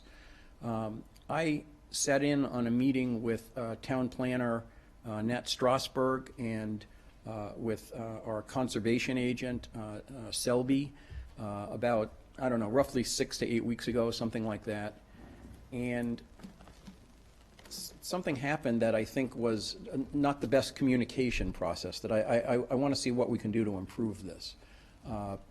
I was informed at the time, and both of those employees of the town are very aware of the route that we have opted for, and we've really emphasized to them that it's very important to make sure we have good communication in both directions so that they understand what we're trying to accomplish, and that they oftentimes have an awareness of developments in town that we're not privy to at all. And one of the key areas that we're looking at routing the trail, and it's really the central focus, the big intersection on this trail, is up in the rail transit area. Because the rail transit area has one feed coming in from the west from Hopkinton State Park. It has a feed that goes, I guess it's north there, right to the train station itself. It has a feed that goes east to downtown and Stone Park. And it has a feed that goes south to Ashland State Park. It's the hub, you know, it's the north station of our trail. And at that meeting, I was informed by Selby that the town, and I knew nothing about this, was in the process and had contracted with, I guess, an engineering firm. No, not clear? No, not correct. Okay, so maybe you could elaborate on this a little bit. If I could just, I was just reading that portion of it. So the firm Allen and Majors, who did the road design for the rail transit district for the RTD on the MBTA road, was a firm hired by the landowner, not the town. So their, I'll say, refusal to start working and making changes, they don't work for the town, so we're not able to give them directions to say, hey, go, you know, design this or design that. And one of the things that we've incorporated into the development agreement with the landowner and with the developer is specifically to coordinate with the Upper Charles Trail Committee and work with them on the design of the trail through the RTD and its various, you know, routes that you discuss. So so there's still absolutely an opportunity in there to influence things to a degree, depending on what they turn out to be. So I'll say all is not lost in that at all. I think there's still opportunities, and I know the developer's a bike rider himself, and I think is encouraged about the trails. And part of the grant we got from MassWorks also includes walking and biking trails, and we put language in there that that really holds their feet to the fire about that one aspect, because it is so important to the community to have those connections, walking and biking through that area to the, you know, various destinations that you mentioned. So that's why there wasn't any opportunity for them to start doing stuff on our behalf, because they're not employed by the town. So let me just clarify what the issue is here, that we're still, you know, we're very concerned that we get to an accommodation here of some sort. The vision was going, and this, we had met, Nat and I met with the developer on this, and he was very enthusiastic about deploying this trail. And it makes sense. I mean, he's looking at renting apartments up there on the phase 1 of this project. And the idea that he could have people just conveniently go down the trail to go to Ashland State Park, that's a nice selling point. I mean, that's not a negative, that's a positive for him. It's a you know, it's a nice selling feature. So he was very enthusiastic about it. And in fact, what he said to us was, when they're going to have to tear up something, I think he said an 8-foot wide trench to put in various and sundry utilities. That's the perfect time to put the trail in. You know, you've got to do it anyway. You're already doing all the groundwork there. This is the time to construct something like that. So that sounded great to me. And then again, what happened here, and I guess some of this is that earlier communication would be helpful to our committee, is that we came to learn when I asked about this, because, you know, here I went to Nat and Selby and said, the developer is very enthusiastic. He said, this is a good way to do it. I was told that it can't happen. And I was told that the engineering firm was almost at 100% design already. I didn't even know there was an engineering firm. and that, that, you know, what you're talking about is not possible. That's the feedback. And I guess the greater concern than not possible, and there are still things we can do, is that we didn't even know any of this was going on. You know, I think earlier communication would be extremely helpful, so that we can make sure we're very much present, whether we get accommodated or not. At least we have a seat at the table to explain what our concerns are. Right, so related to the road design, so the road design was actually at 100% completion before the Upper Charles Trail Committee was even established. So that's not to say that, you know, things can't be redesigned, but you know, realize this project has sort of been in the making since 2008. So I mean, some of that work, most of that work was actually done prior to the committee actually being established. So I think the other thing, there was some confusion about whether the utilities are running along the side of the road or in the road. Right. My information is that utilities are actually running in the road. Okay. So, but again, there's still opportunities. We have not finished the peer review for that. There's going to be some other design changes I think that'll be necessary based on our design review. And so I think there's still an opening there to discuss some of the things that the Trail Committee is interested in. You know, whether they can fit based on the width of, you know, available width of the road, because there's wetland issues. I think we just have to see where that leads in terms of, you know, trying to get a separated cycle track, I think, is what you're interested in. So, very much so.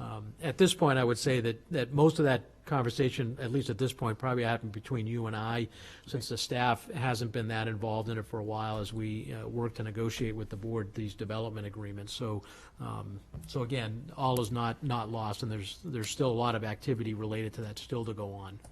Okay, so I guess, you know, the real request here is just to ensure that the communication is top-notch and that, it's written right in. You know, Yep. because I think, had I not met with the developer, and had he not referred us to this sense of, you know, digging this utility, whether it's on the road, under the road, or whatever his misunderstanding might be, we would still not know that there was anything to be addressed at this point. You know, so that's the concern, is that it's probably not the best communication. That I'd like to see that improved if we could. So that was one topic. The other, and really the only other issue that I wanted to raise was that one of the areas that we're interested in exploring is, and we've talked about this, you know, from even prior to the, you know, the committee being formed, was trying to use some of the Bay Circuit Trail. And at a minimum, the key area of the Bay Circuit Trail that we're focused on, really is kind of a phase one of what we're hoping to get as a start to the project, is from 126 out to the Sherborne line. And it appears that there are some opportunities there the trail as it exists today is has issues. Let's put it that way. Even for walking, it's, you know, it's not a generous trail. Let's put it that way. And for upgrading to the kind of qualities that we might want a trail that is really a multi-use trail, not just for bicycling, but for perhaps skaters or skateboarders or what have you, or anybody else that we're going to allow on there. The trail is going to need to be enhanced in some way. That area of the trail, there's a huge amount of wetlands off to the side of it that are not developable. And, you know, something that we'd like to explore in discussions is what would be the possibilities of looking into a discussion with the owner of the property as to what might be possible and what he or she might permit. So we're hoping that can be explored, you know, in the near term, prior to any final site plans or whatever else might happen on the site. You know, we just want to have a voice at the table early. So, and I know, you know, I've been informed that there have been some discussions with Selby, I guess, was involved in that. So I appreciate that, you know, but I just want to keep that out on the table, that, you know, there are some real opportunities here where, you know, if this is a known desire of the town, that to voice that early and often is a good thing. And I don't know, Rob, did you have anything? Well, just sure. Just you know, the committee. You know, I'm a member of the committee, and just among the two things the committee discussed to bring to the Board of Selectmen was, as Joel said, the bike path along the access road. And I just wanted to clarify. I think the difference is that the committee felt it was important to have a separate bikeway there, which would be a little bit separated from the street. So I think that's the key difference between the current plan and what the committee wanted to have. And as to This particular, what the committee's calling Phase 1 that Joel just described, we just wanted to make it, put in a request to the town officials who are dealing with the developer there that this is the interest of the committee, is to control that trail or to have that kind of access and development. So I think that's basically, why Joel's here today, to make known the wishes of the committee in terms of these things. And Tony, I think you had some updates about those discussions, or I'm not sure what you think you can talk about openly at this time, but. Specifically on the bike trail part of it, or just? Yeah, well, the phase, what we call Phase 1, which is that portion from Market Basket into Sherburne, which struck us as the most easily developable part. Right. Yeah. So both the landowner and, or I should say the seller and the buyer, because there's somebody that's selling the property to the buyer to do some project down there. Selby has talked to both of them, so they're aware of at least the town's interest in, I guess we call it the Dyke Trail, or the Dyke, I guess. Dyke Trail. So I think there's an opportunity there, whether it's an easement, whether there's, a gift and fee. I think that's still to be determined, but at least they're aware of the town's interest and its importance in making the connection that Joel spoke about between 126, I guess, and the Sherburne line. Right. So It's currently before the Conservation Commission, and it was discussed, the developer seemed fully aware of the desire to preserve that as a bike trail, and he did use the word easement. There has been no final decision on that. It's still pending, but I would suggest that you keep an eye out for when that's on the agenda for Concom again, and maybe be present. The other thing connected with that piece of it is currently, if people want to park and use that trail, it's really difficult to if you park at the Market Basket Plaza, then you have to cross 126, which right now, prior to all the 126 work we're planning on, hopefully, there's really there's no crosswalk, there's no easy way to cross.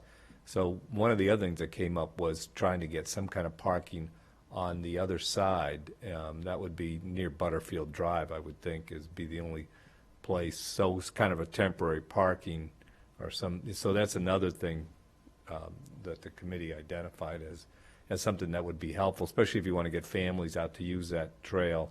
Right. You need some kind of safe access. Okay. So. Steve, Yolanda, any comments, questions, or concerns? You good? No. Okay. Okay. All set? Thank you very much. Thank you, Joe. Appreciate your time and your patience.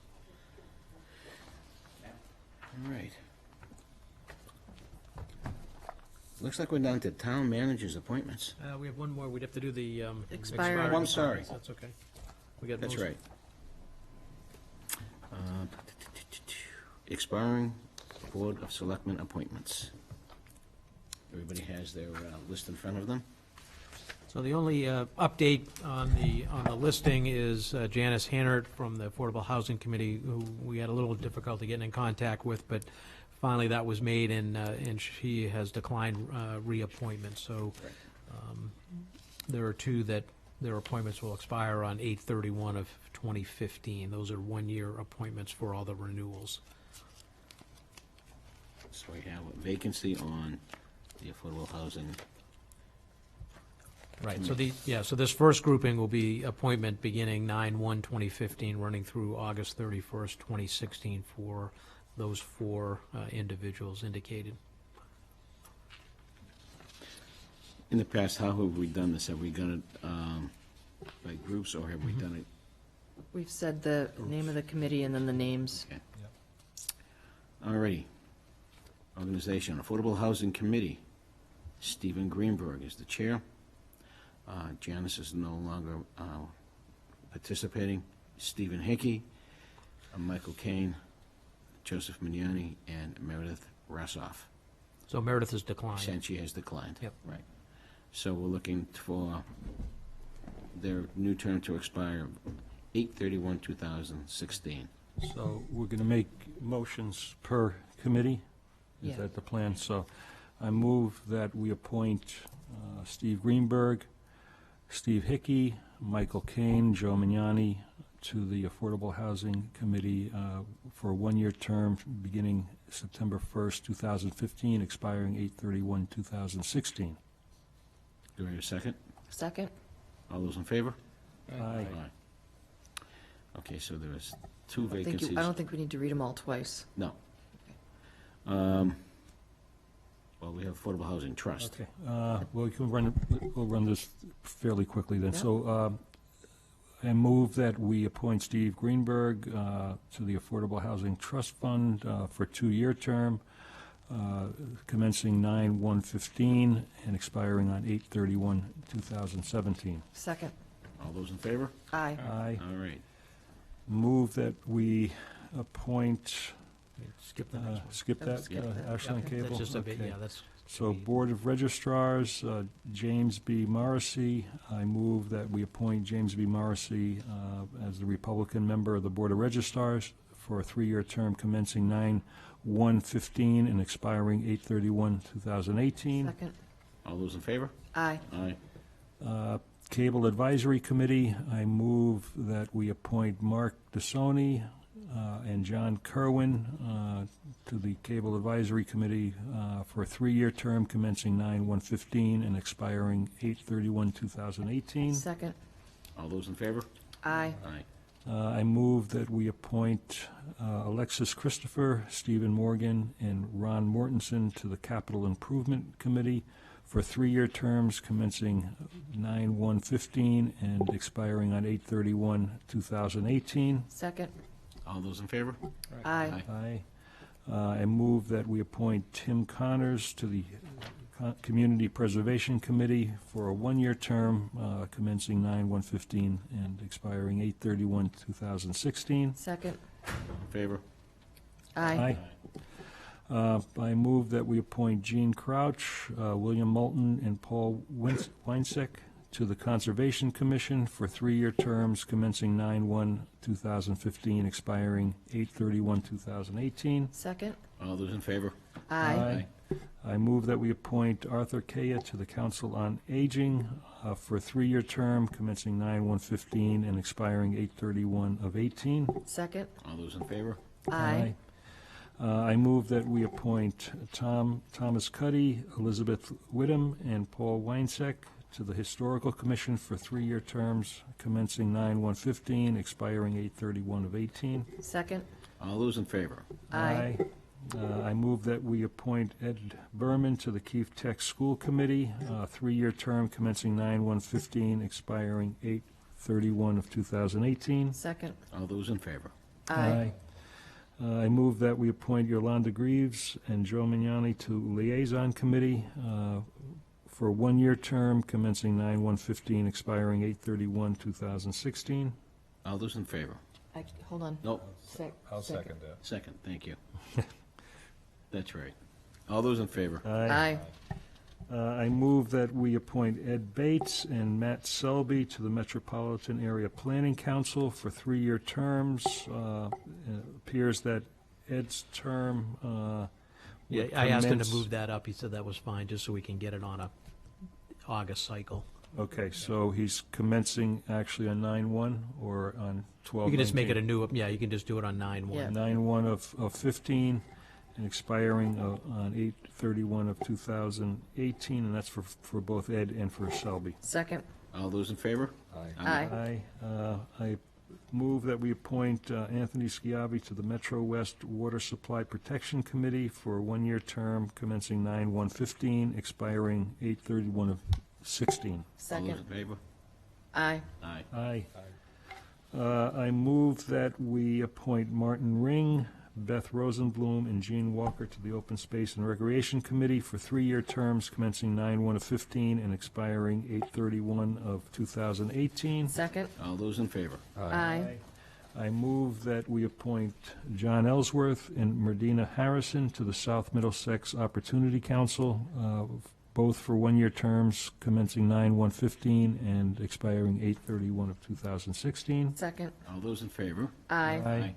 I'm Abstain from that one, since I worked there. Oh, okay, so that'd be 4. That's right. 401. I move that we appoint Rob Muhlenbeek to the Sustainability Committee for a 3-year term commencing 9/1/15 and expiring 8/31/18. Second? All those in favor? Aye. I move that we appoint Gene Crouch, Don Jones, John McPartland, and Mark Oram to the Tri-Mount Aggregate Oversight Committee for one-year terms commencing 9/1/15, expiring 8/31/16. Second, and you missed the one above it. Yep, we'll go back to Oh, that. sorry. We'll go back to that. All those in favor? Aye. Aye. I apologize. I move that we appoint Joel Arbeitman to the Town Personal Forest Joel. Committee for a 3-year term commencing 9/1/15 and 8/31/18. Second. That was, All those in favor? You're just going Aye. too fast.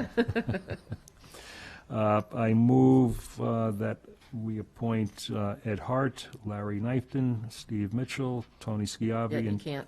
You I can't can't, nominate yourself. all right, so- I move that we appoint Edward Hart, Lawrence Knifton, Stephen Mitchell, Anthony Schiavi, and Clifford Wilson to the Warren Woods Ad Hoc Committee. Second. All those All in the- favor? Aye. Aye. And I've abstained. Yep. 4-0-1. All right, so now we're back on track Yep. with Youth and Family Services Advisory Board. I move that we appoint Heather Jack, Joe Mignani, and Judith Romano to one-year terms commencing on 9/1/15, expiring 8/31/2016. Second? All those in favor? Aye. I move that we appoint Thomas McNulty to the Zoning Board of Appeals for a 3-year term commencing 9/1/2015 and ending on 8/31/2018. Second? All those in favor? Aye. And I move that we appoint Peter Kopecki, Stuart Siegel, and John Trefethen to the Zoning Board of Appeals for one-year terms commencing 9/1/15 and ending on 8/31/2016. Do we need to specify that they're associates rather than full members? Last one. I think we have to. So the motion should include Peter Kopecki, Stuart Siegel, and John Trefethen as associate members of the Zoning Board of Appeals. Second? All those in favor? Aye. And while we're on this topic, there are some vacancies. Anybody interested, please fill out a talent bank form. There are also 2 additional vacancies on the Council on Aging. Izzy Asenko informed us today that there were 2 openings, so if you have an interest in becoming a member of the Council on Aging, this would be the time to do so. I have a question. Sure. We had talked about it, but I don't think it was ever voted. The Affordable Housing Trust Fund, doesn't it want 2 selectmen members?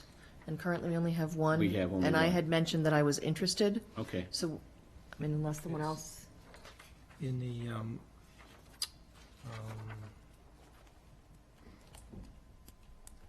the formation of the trust, it says 1.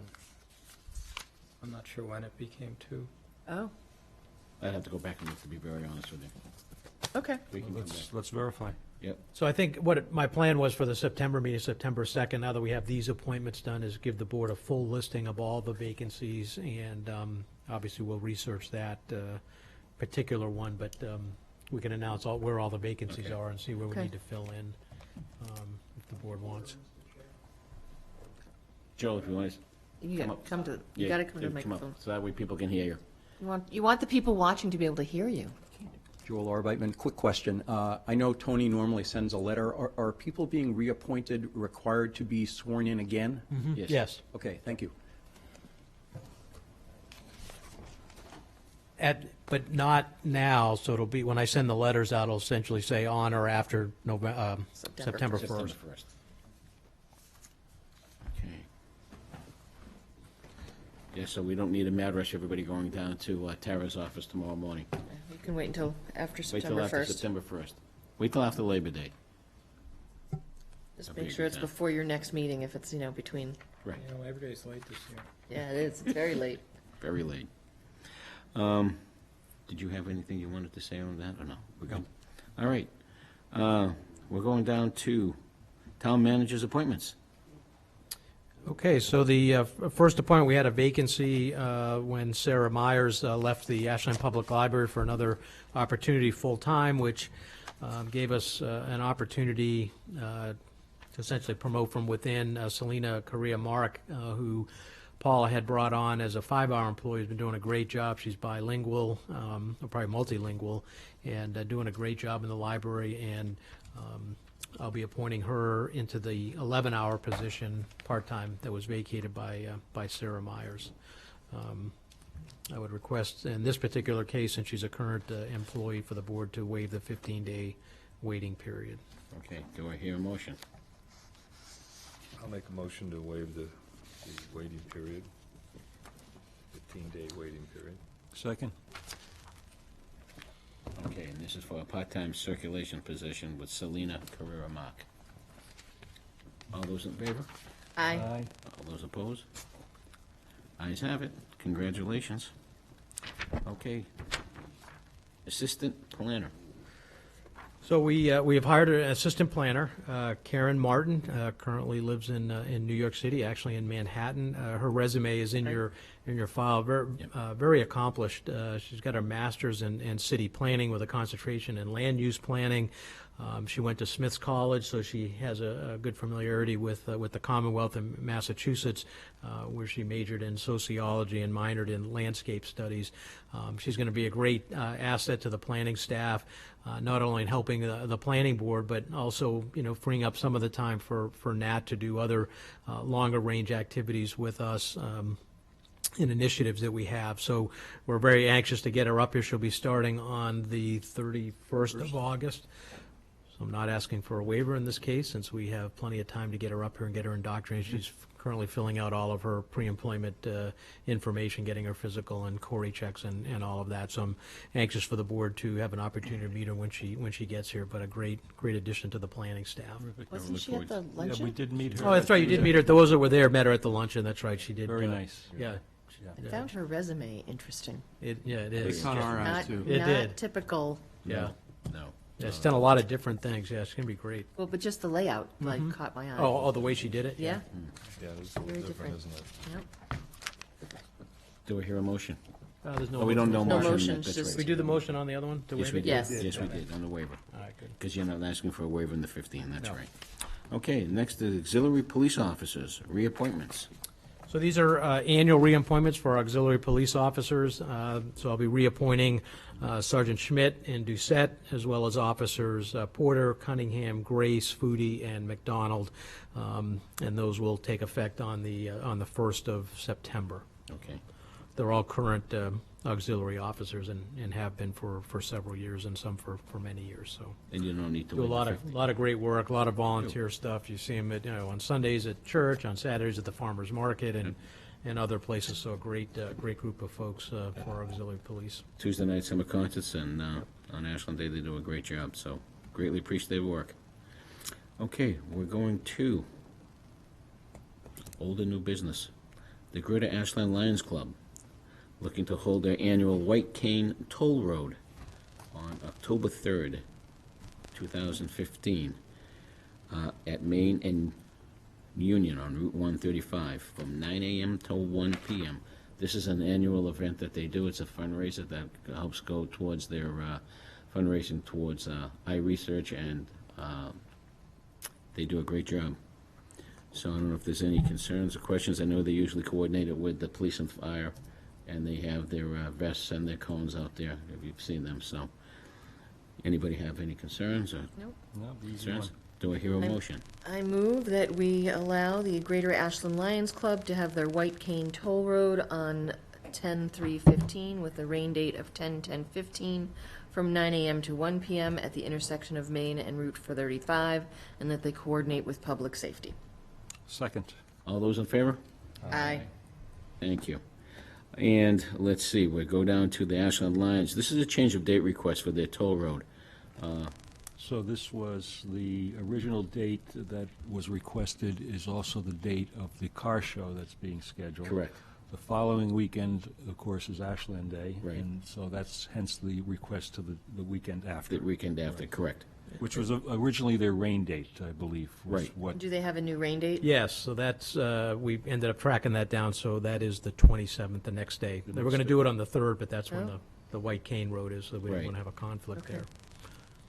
Okay, I move that we approve the change of date for the Ashland Lions Toll Road from 9/12 to 9/26/15 with a rain date of 9/27. There a second? Second. All those in favor? Aye.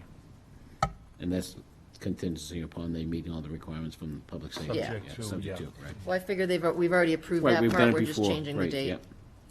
Okay.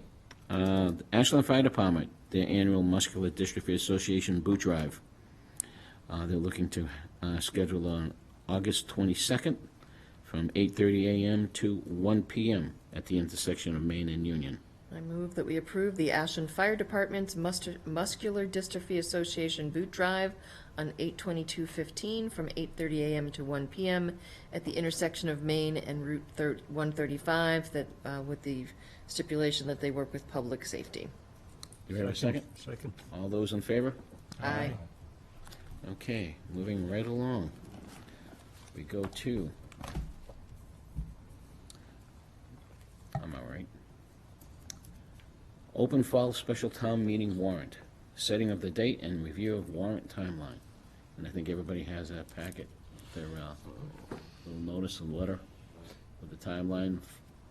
So I think the key items, obviously, are the date, which is, and I've coordinated this with the town moderator, Tuesday, November 17th, 2015.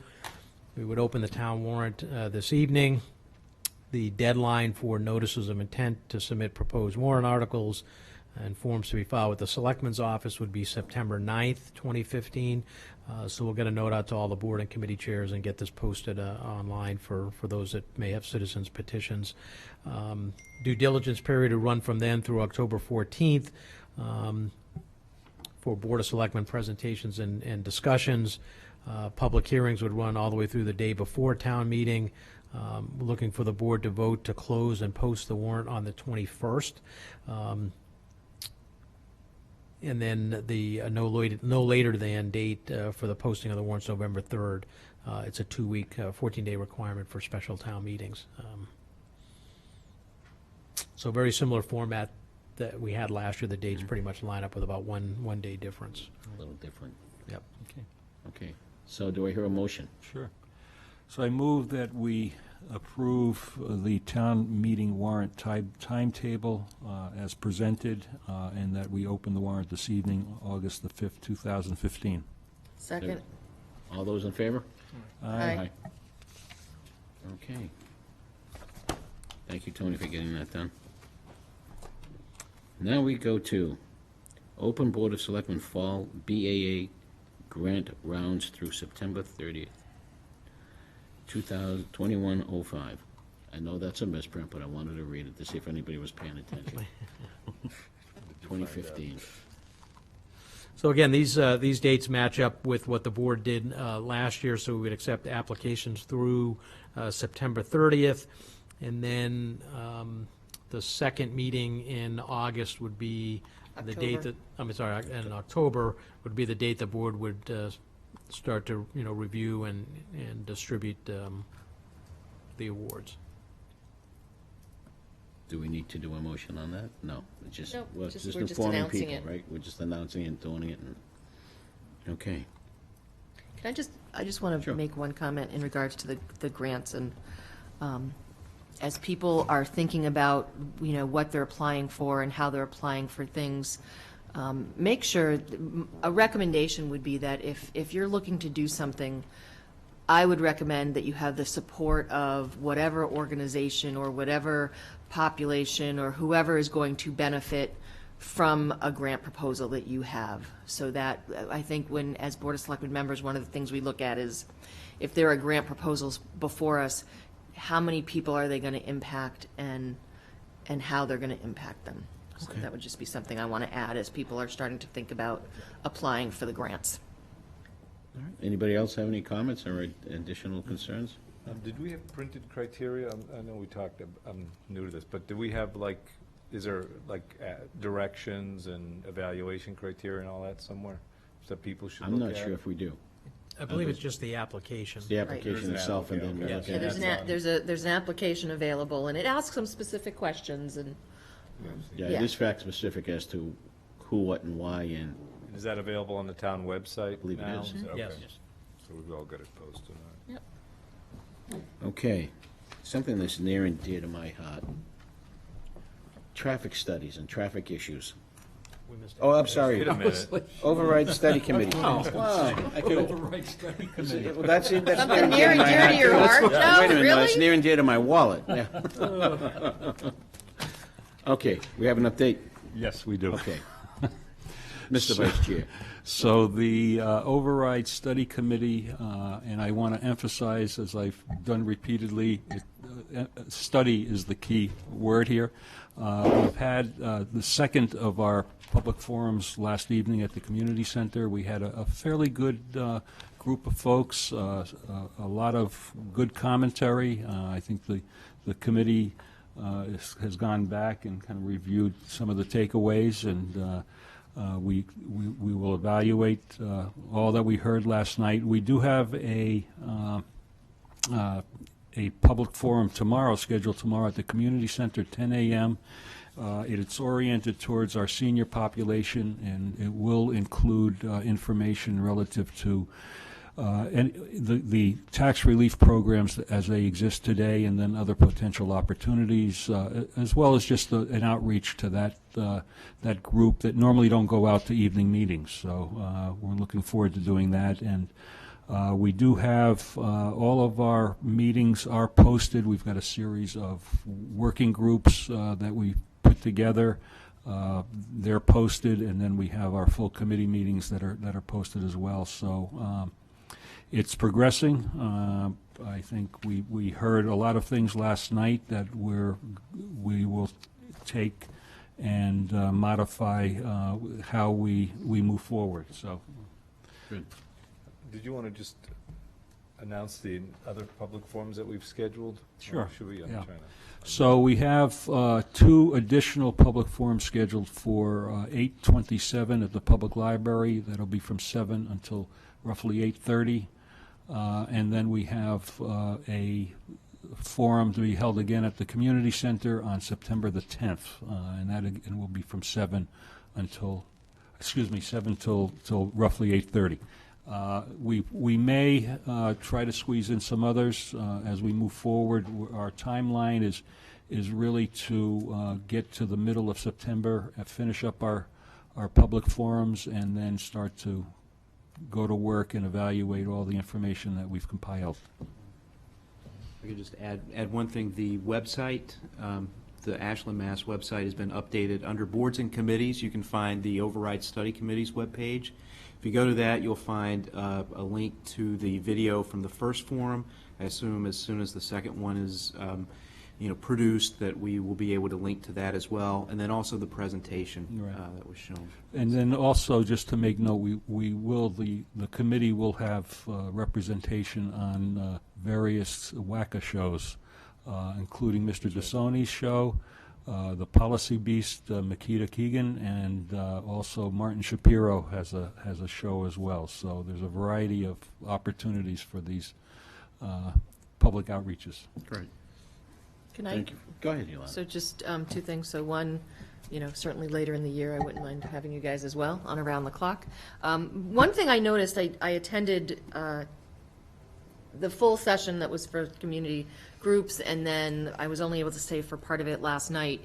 And one of the things that I found was that I heard that the committee was really looking for more feedback as to what people value in the community, so that if we're going to go for this override, what do they want to see in it? And I would just say that if you're watching this and you go to one of these other forums that's happening, is we need to know that.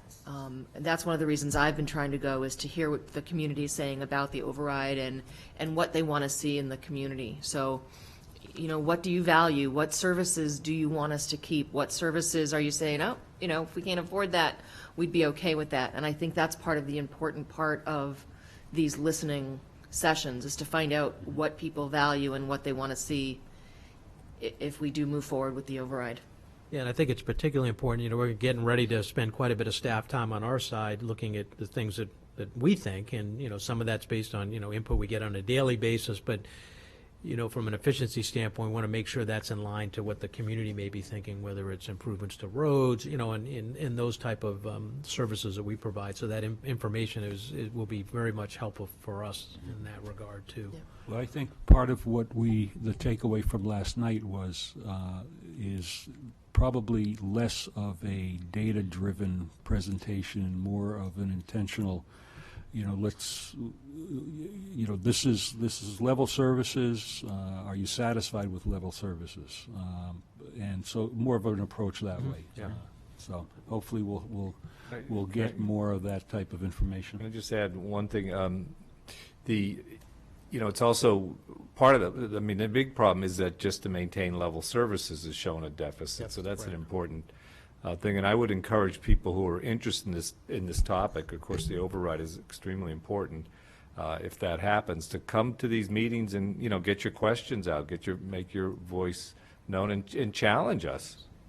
Challenge us, because we've gone through this thought process and we're presenting, the members of the school committee, the finance committee, and the board of selectmen went through this process during the budget last early spring, and these are the issues that were identified. And if you want to know more about it, or you're skeptical, come to these forums and say, hey, what about this, or why? How did you guys get to that point? Because that's helpful to us to hear, and make sure that we're taking those kinds of things into account. Right. So the other thing is, in terms of communication, we do have an email address, or the committee does have an email address, which is override study committee, all one word, at ashlandmass.com. And that would be a way to, if you have questions, if you submit it to us, we can then get the answers for you. So when we do go to the forums, we should be able to, again, have those answers for you if they are answerable. And just a comment that we did have one resident that had difficulty with the address, so we did a test and it appears to be working, but if anybody sends an email to that email address that Michael mentioned and you get a failure message, please let us know. We want to make sure that email address is working correctly and it's not an end user problem. Here's just a suggestion, shorten it, ORSC. Override Study Committee, ORSC, have the other one as well, but ORSC at ashlandmass.com is a lot easier and just a suggestion. Less potential for spelling mistakes. Exactly. Open space is not OSRC, is it? Okay. No. All right, sounds good. Thank you. And thank you to the Override Committee for putting all this hard work into it and the many hours and listen to what people have to say. It's important that we do that. Oh, I think just sitting here gives us that too. yeah, that's for sure. Okay, the last topic on the old and new business is discussion of traffic impact with respect to Legacy Farms on Clinton Street and Olive Street. And I'm also going to add in discussion of traffic impact and parking as well. Parking on Chestnut Street, which is possibly potentially posing problems for the residents that live up there and the commuters as well. So I just wanted to put that on there as well. The issue with Clinton Street and Olive Street, and Tony and I have met with several residents up off of Olive Street. I've had discussions with the Hopkinton Town Manager a couple of times about putting signs or placing signs on their entranceways and exitways on Legacy Farms. We're getting a lot of traffic coming down off of Legacy Farms, turning right onto Clinton Street, which is about 200 yards away from the intersection of Clinton and Olive, which is a very narrow road. So early in the morning, between the hours of, I would say, 6 and 8 o'clock, give it that time frame, not only do you have school bus traffic on that road, but you're also having all these other individuals turning on that road to try to eliminate going on 135. So they're going down this very narrow road, and it's posing a problem. And some of the residents have some safety issues with respect to that. We've discussed it. We've asked the folks from Hopkinton if they would consider placing no right turn signs from the entranceway onto Clinton Street so that all the traffic would have to take a left and bear out onto Clinton Street, which is a wider entryway onto Route 135. And I think you know the road that I'm talking about. That entryway is a lot wider to go on 135 than it is to shoot down Olive Street, which is a very narrow and windy road, and dealing with buses that are coming in the opposite direction, picking up the kids at school. So there's a multiple way of dealing with this matter. And we sat down with Izzy Asenko, who was, he was very vocal, and he was concerned. He has families that live there, but he also knows a lot of the people that are there as well. I guess my feeling on this, from the background that I have with respect to public safety, is that if we go down Main Street, not too far away from Fenwall, Clyde Road, there's a sign, there are two signs: do not enter between the hours of 7 and 9. And that was because there was a lot of traffic trying to cut across, not having to go through the set of traffic lights. So they would cut down Clyde Road, and they were causing more of a problem trying to get out onto 135 than they would if they went to the lights. So I'm thinking that this may be a benefit, another way of dealing with this. No traffic between the hours of 7 to 9 on Olive Street in the morning. Because now you're still dealing with the school buses that are coming down there picking up the kids that have to go to school. And you also have that extra added traffic from the folks from Clinton Street that are turning off of Legacy Farms. I mean, if Hopkinton is, being neighborly and they just don't think it's the right thing for them to do, well, unfortunately, we have to be concerned with the safety of and welfare of our residents on Clinton Street as well as Olive Street. So that would be my recommendation that we would look at. So explain how that would work. Where would that be placed? It would be placed right at we have a little traffic island there. Yes, It's a dirt road traffic, well, it's dirt, but it's triangle it off. And you would put two signs: do not enter between the hours of 7 and 9. So just to understand, so coming from Clinton Street, there would be no left turn onto Olive. Correct. At that point. At that point. Between those hours. Between those hours. Now, is that point right there Ashland or Hopkinton? That's Ashland. So we have control over that. We have control of that area. That's Ashland. Yeah. It's a crazy intersection. We have several of them, just like we have Spring Street and South Street. Yeah. That's, So is all of Clinton Street in Ashland? No. There are 3 houses that are actually on Clinton Street that are part of Ashland. And they're right on the corner. It's a crazy, if you look at the boundary line actually runs parallel to the road. And then when you get to the stop sign, the boundary veers off the, I'm trying to think of the name, I'm trying to think of, North Mill Street. So Olive Street sort of, well, it doesn't really run, it runs about a triangular, okay. You will be placing those signs where the stop sign would be. But there are people who probably, live a little further down Olive Street who go that way, right? What do you mean? There's one house right in the corner, and that would be Bosworth's house. Right at the corner. I'm thinking there are people in Hopkinton who live on, it's not Olive Street, it's whatever street it is in Hopkinton. Front Street, I believe. Right. Yeah, Front Street, who You're live right, on it is Front Street that's who, Well, that's unfortunately. how they travel. When there wasn't, well, you're right, but then there wasn't a lot of this traffic until Legacy Farms was built, and now you're getting that additional traffic. And what response have you gotten from Hopkinton about putting a no right turn? Well, we're looking into it. Oh, okay. So we haven't gotten an answer yet on that. That was the last time, and I spoke with the town manager during Bill Key's ceremony, near the end of the evening. So that's been a while. It was a while ago. Okay.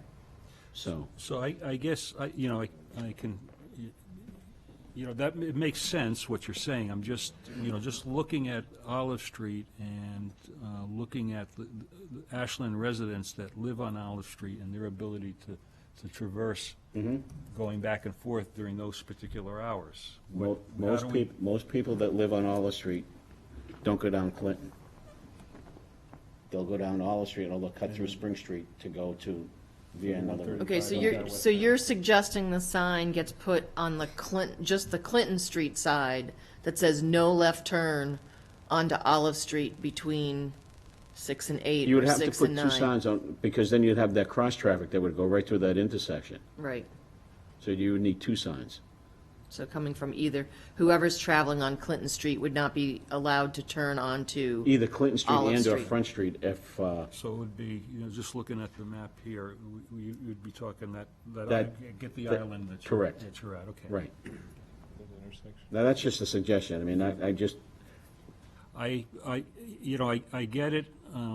I think it's, like a lot of these things we get into, we talk about Chestnut Street, we talk about Right. Spring Street and South Street and so on, is how these things get policed at the end of the day. Right. Because, I think Carl raised recently, the number of cars this past Sunday parked on Chestnut Street. Chestnut Street. How many did you count? 17. 17 Between Warren cars, Road and Roseway right, Drive. which is basically a country road. It's one of our scenic roads, right? And but we don't, how do we police these things is really Well- what the issue is. So One, it's an educational thing, okay? I mean, being on the blue team for 38 years, you go out there and you're on patrol. Most officers are out on patrol. If you see it, you do a verbal warning, you advise people. I mean, that's the proper way to do it. It's like progressive discipline. Oh, by the way, you're not supposed to park here. We'll give you a mulligan today, but Do we give out paper warning? Because I would think on Chestnut Street, people have parked their cars there and they're hiking around the reservoir. So I don't think our police officers are going to be standing there waiting for people to come back to no, their if you cars. see Do them, we you give just- them, oh, okay. It's just like the no parking during the snow ban. They have reminders. They're yellow sheets of paper. They said, this is just to remind you that there is no parking, and you'll see these on the cars. They do that like a week before the ban actually continues. Well, if you, Is in I session. think traffic and parking are two different issues here. Right. I think, and I don't know if we switched to No, parking no, but from traffic. the question was asked, how do you do that? So you just, for parking on Chestnut, you would do the same thing, just put those little, I think that from my perspective, I'm not sure why we allow parking in those spots. They weren't always allowed there. Parking on that corner of near Rose Bay Drive, that corner is dangerous enough without cars entering and exiting from the state park side of the road.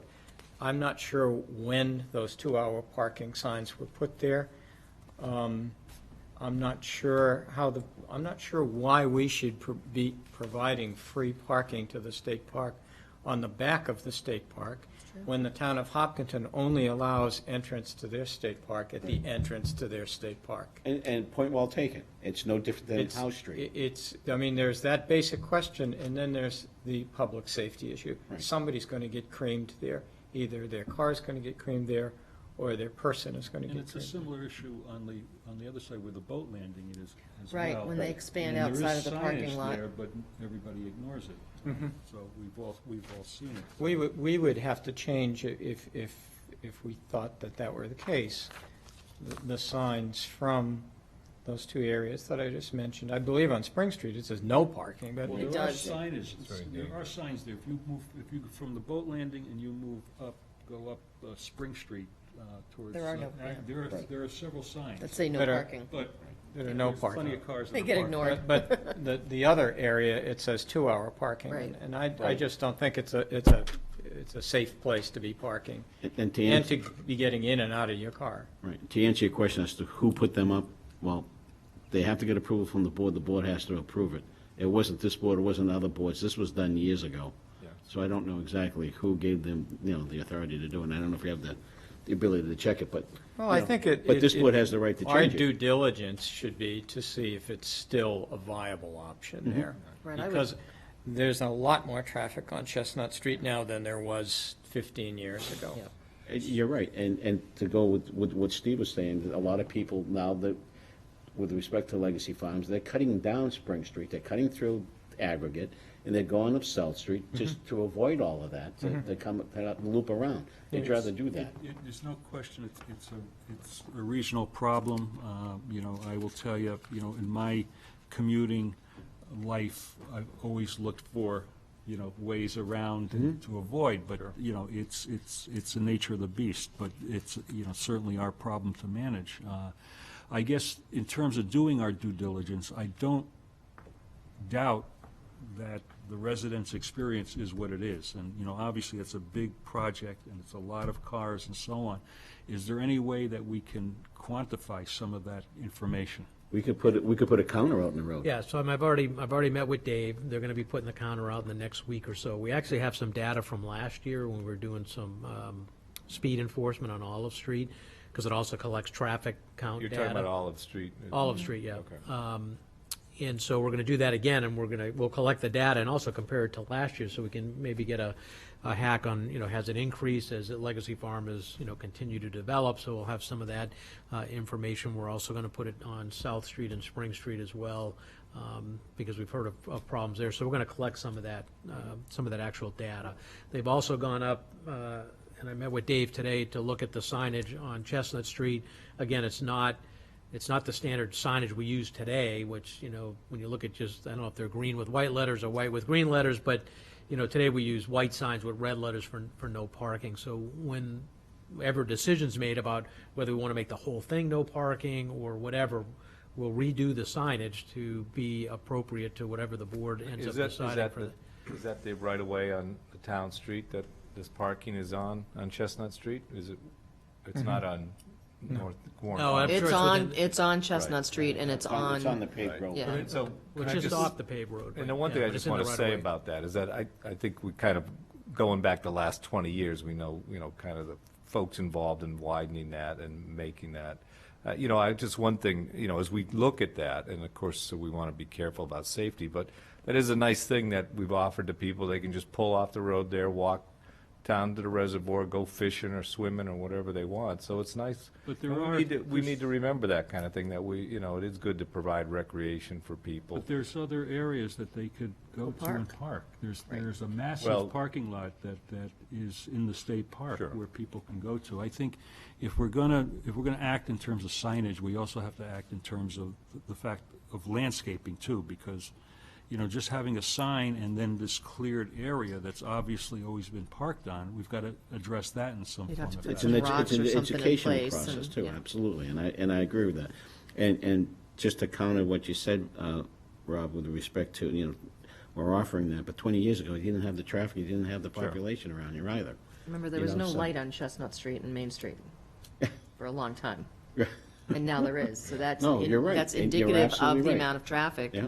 that is now on Chestnut Street. And I you think, have- I think what I'm saying is that we just need to be, I guess, kind of aware of the kind of, why people are doing things and kind of, the benefits that it does bring to people. And the state park hasn't always been open, and it's the whole other side. You're right. And as you're saying, the South Street is overcrowded, people are parking there because there's not enough parking.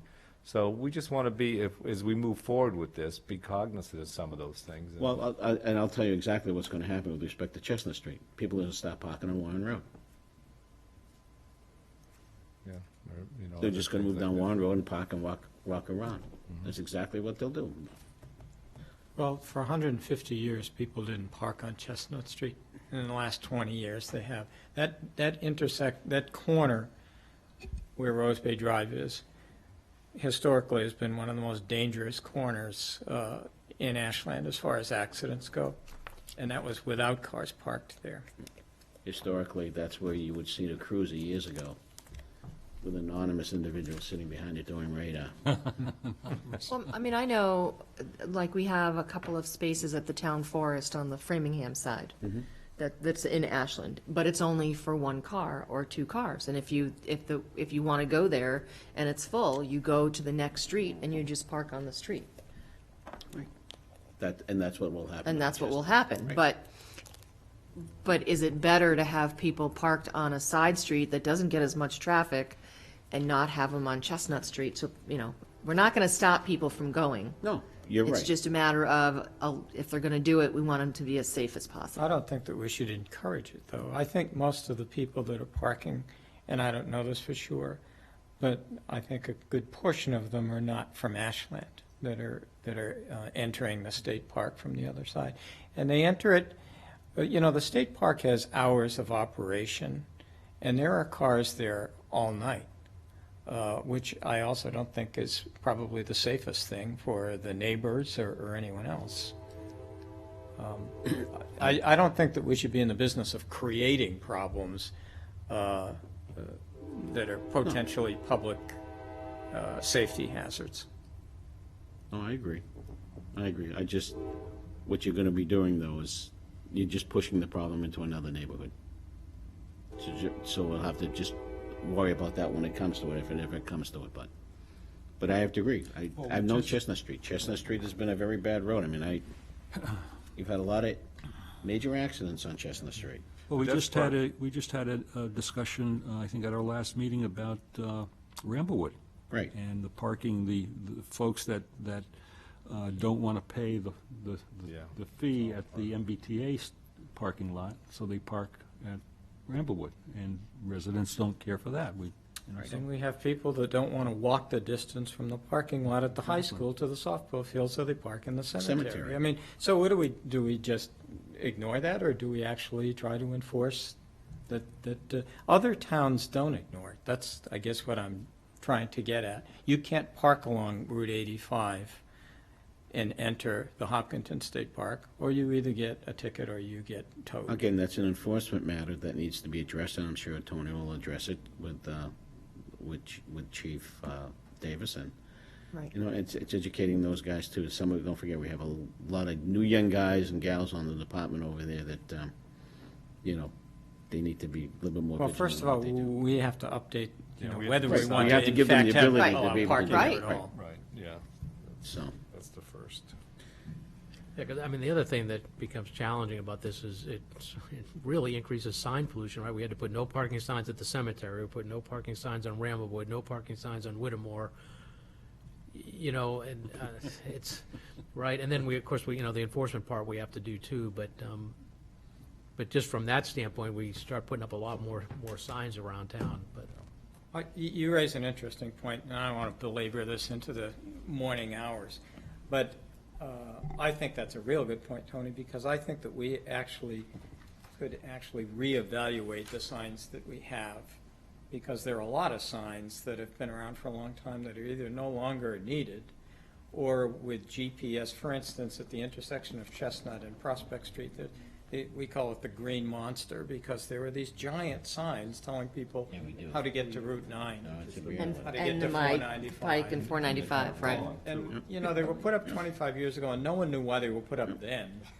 And, you know, do we need them now? I think you raise an interesting point that maybe we ought to reevaluate what our signs are and make the ones that we have count, and the ones that we don't need, get rid of.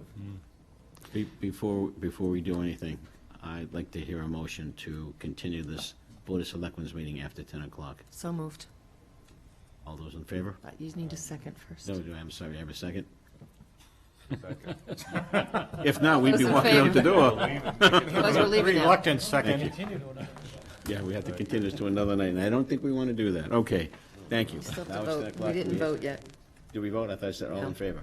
Aye. Aye. Thank you. Okay, Thanks, now Rob. we can continue. All right. No, it was Rob. It was Rob. It was reluctant Rob. Yeah. Oh, yeah. So are we looking at kind of a traffic study, or just kind of like tying all these issues I together? think we need to do a traffic study, and I think the car counter that I Tony's mean, going we've to got put out there. legacy plus all these other developments, and there's the Yeah. RTD, and I Right. don't know. Well, the other matter is, I mean, the other side of Legacy Farms is being developed right now off of Rafferty, which is going to be another creative nuisance coming down House Street And Cross Street. and Cross Street. That is going to be a major issue. You talk about cowpath roads. Those roads are extremely narrow on Cross Street and House Street. That's, thank God we're putting the sidewalks in down there, but still, it's still a very narrow road. You gotta Yeah, I be think the careful other- how big you build your bike path. You'll have people driving down your bike path. So, I mean, related to developments, obviously, the traffic studies are part of that, but I think, you know, the other thing we ought to test the waters on, too, is sort of cross-border, you know, mitigation. Somebody recently told me, and I can't remember the name of the two towns, but there was a major development on the line of another community, and they ended up getting mitigation from that developer based on the impacts it was gonna have, you know, across that town line. So, you know, I think, you know, we've sort of lost that opportunity with Legacy Farms at this point, but I think being aware of what's going on in other parts of our borders related to major developments could be an opportunity to you know, try to engage those communities and developers. Is there some precedent for that you're talking about? There is. I just can't remember the two towns. Somebody mentioned it to me the other day. There was a major development that was going in. Essentially what Legacy Farms would be to Ashland, it was for these two communities, it was literally right on the line. That's not unusual. They did that with 990 on Route 9 between Framingham and Southborough, Mhm. and then Ashland got in on the action afterwards, even though Ashland wasn't directly involved. Right. Okay. Southborough certainly was. Right. Okay, town managers report, sir. So a brief update on Cadillac Paint. We're making great progress. The Environmental Protection Agency has finished their part of the assessment and have determined that removal action is appropriate. They've allocated $520,000 for that cleanup, which will essentially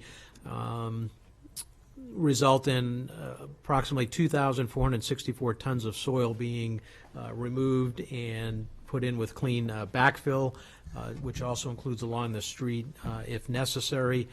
We are in the process of completing our grant application to Mass Development to come in and have Novus Engineering do a supplemental assessment once the EPA work is done, which will deal with essentially a follow-on grant for the demolition of the buildings, any additional remediation that EPA doesn't take care of, we'll put in as part of that grant request. We're working on a neighborhood meeting for the folks in that part of town. Ed Hart is putting a newsletter together. He's got a pretty wide network of folks from over the years in dealing with Cadillac Paint to let the residents know when that is. We're looking at probably sometime that first week of September to actually have that neighborhood meeting, which would include obviously the town's participation. We've met with Open Space and Rec to kind of let them know what is going on and bring them into the loop on this as well. DEP will be involved. EPA will be there as well to address any of the questions that community members might have related to that. So things are moving along in that regard. So we've made good progress. Tony, where are you looking to have that meeting? So it's going to be at one of the neighbor's house. I don't know the number on Nancy Drive, but I believe it's the first house in on Nancy Drive. They've agreed to host it at their house. So It's looking to be that small, so you're not looking for all participation, you're really just looking for neighbors in that area, or? pretty much neighbors in that area right now, and we expect that we could have upwards of 100 or so folks. Yeah. It's going to be an open setting, so there'll be a 2 to 3 hour block, and we'll have information available, and folks can cycle through. Okay. So it's not like they all have to be there right at the beginning. Okay. They can move through. The EPA's done this in the past, and it's pretty successful, so that folks can just come through during any time in that 3 hour window and collect information. Will the homes that are in back of Spyglass be invited as well? The I'll have single-family to see homes that when, are up in back of Cadillac? Like Sheffield, you mean? Yeah. I'm not sure what his net cast is, but Okay. we're gonna, we'll publicize it in the paper and stuff. So I Okay. mean, certainly anybody can come. His list will have some targeted applicability, but yeah, anybody can come. So we'll make sure we get that out in the What's the date in on the that? newspaper. We haven't set the date just yet. Originally, we were going to do the end of August on the 31st, but there was some conflicts with DEP. So we're looking at potentially the second. I think it was the second Wednesday in September, so I'm just waiting to hear back. That'd be the 9th. We're just waiting to hear back if the EPA and DEP representatives are available. Okay. RTD update. So Rail Transit District update. So I know we've starting to get information from the developers finalizing the development agreements and working through any of the selectmen questions related to that. Everything is back proceeding again. They've agreed to their amendment to the purchase and sale agreement on the closing for the developer, and I think at this point, we've got our letter from MassWork committing to the grant again. So I really need to just try to schedule some time with the board to again go through the development agreements. We now have we'll have the second draft of the one with Campanelli and Thorndike that the board can look at, so that we can tie those two things together. I did the matrix for you previously, so I know I sent an email out. So I'm just looking to see when folks' availability is. The timeline to try to work through this is fairly short, just because of the timelines with the grant and What is the deadline, Tony, that we have that we could actually meet and meet their requirements? Well, I mean, I don't have an exact date, but it's like Sooner imminent. the So, better. but we have to make sure the board is fully comfortable in getting all your questions answered. So I don't want to put What it. if we have things he needs to go back to them with, right?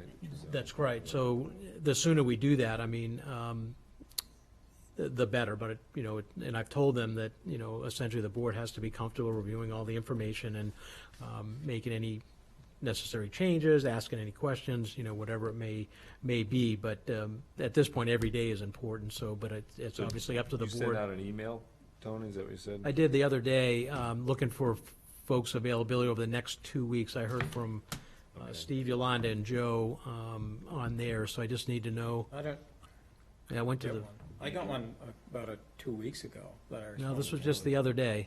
Yeah, this was a couple days ago. Yeah, it was this week. No, it was just an email Oh, okay. asking what's your what's your availability. If you had over the any, next- blackout dates over the Next, next 2 weeks.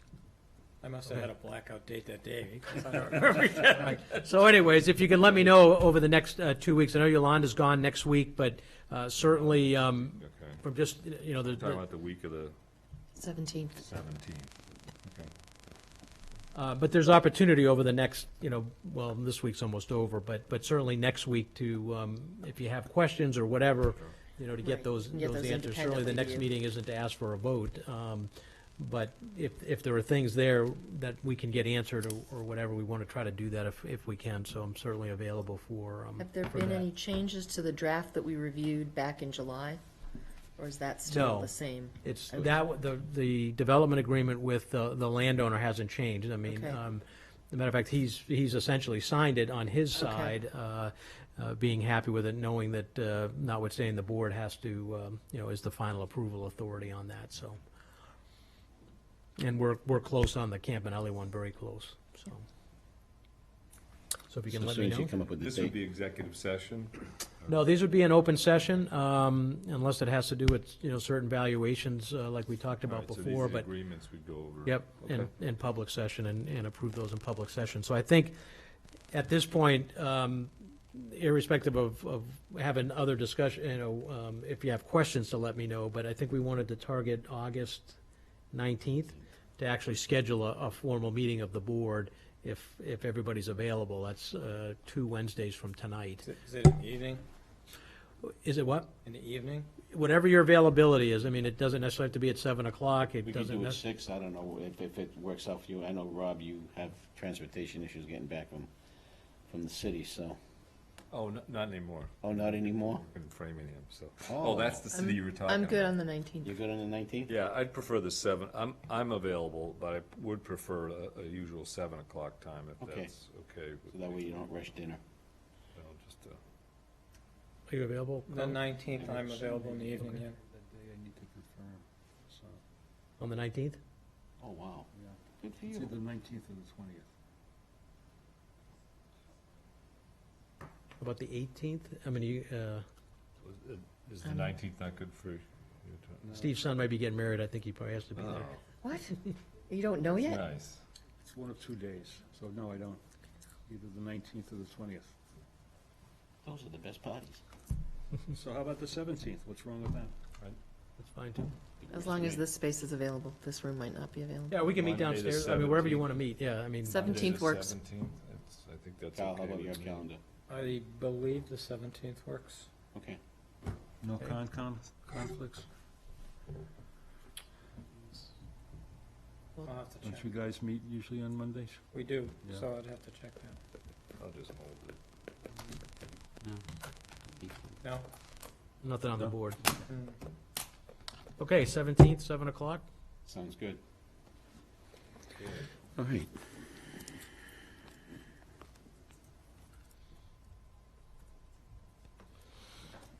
Okay. So Warren Woods update.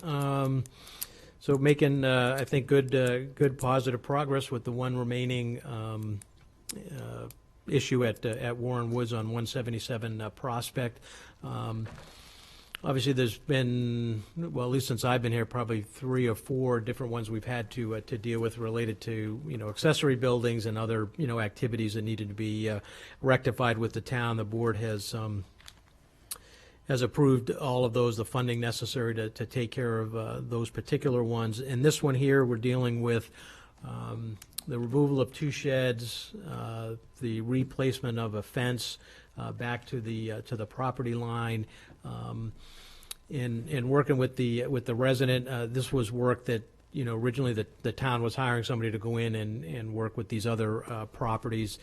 This one in particular, there was no easy way to access it if we were going to do it, other than, going way down to another property and coming in through the back, which is difficult. There's an agreement at this point that we would likely be able to just access the property directly from the homeowner.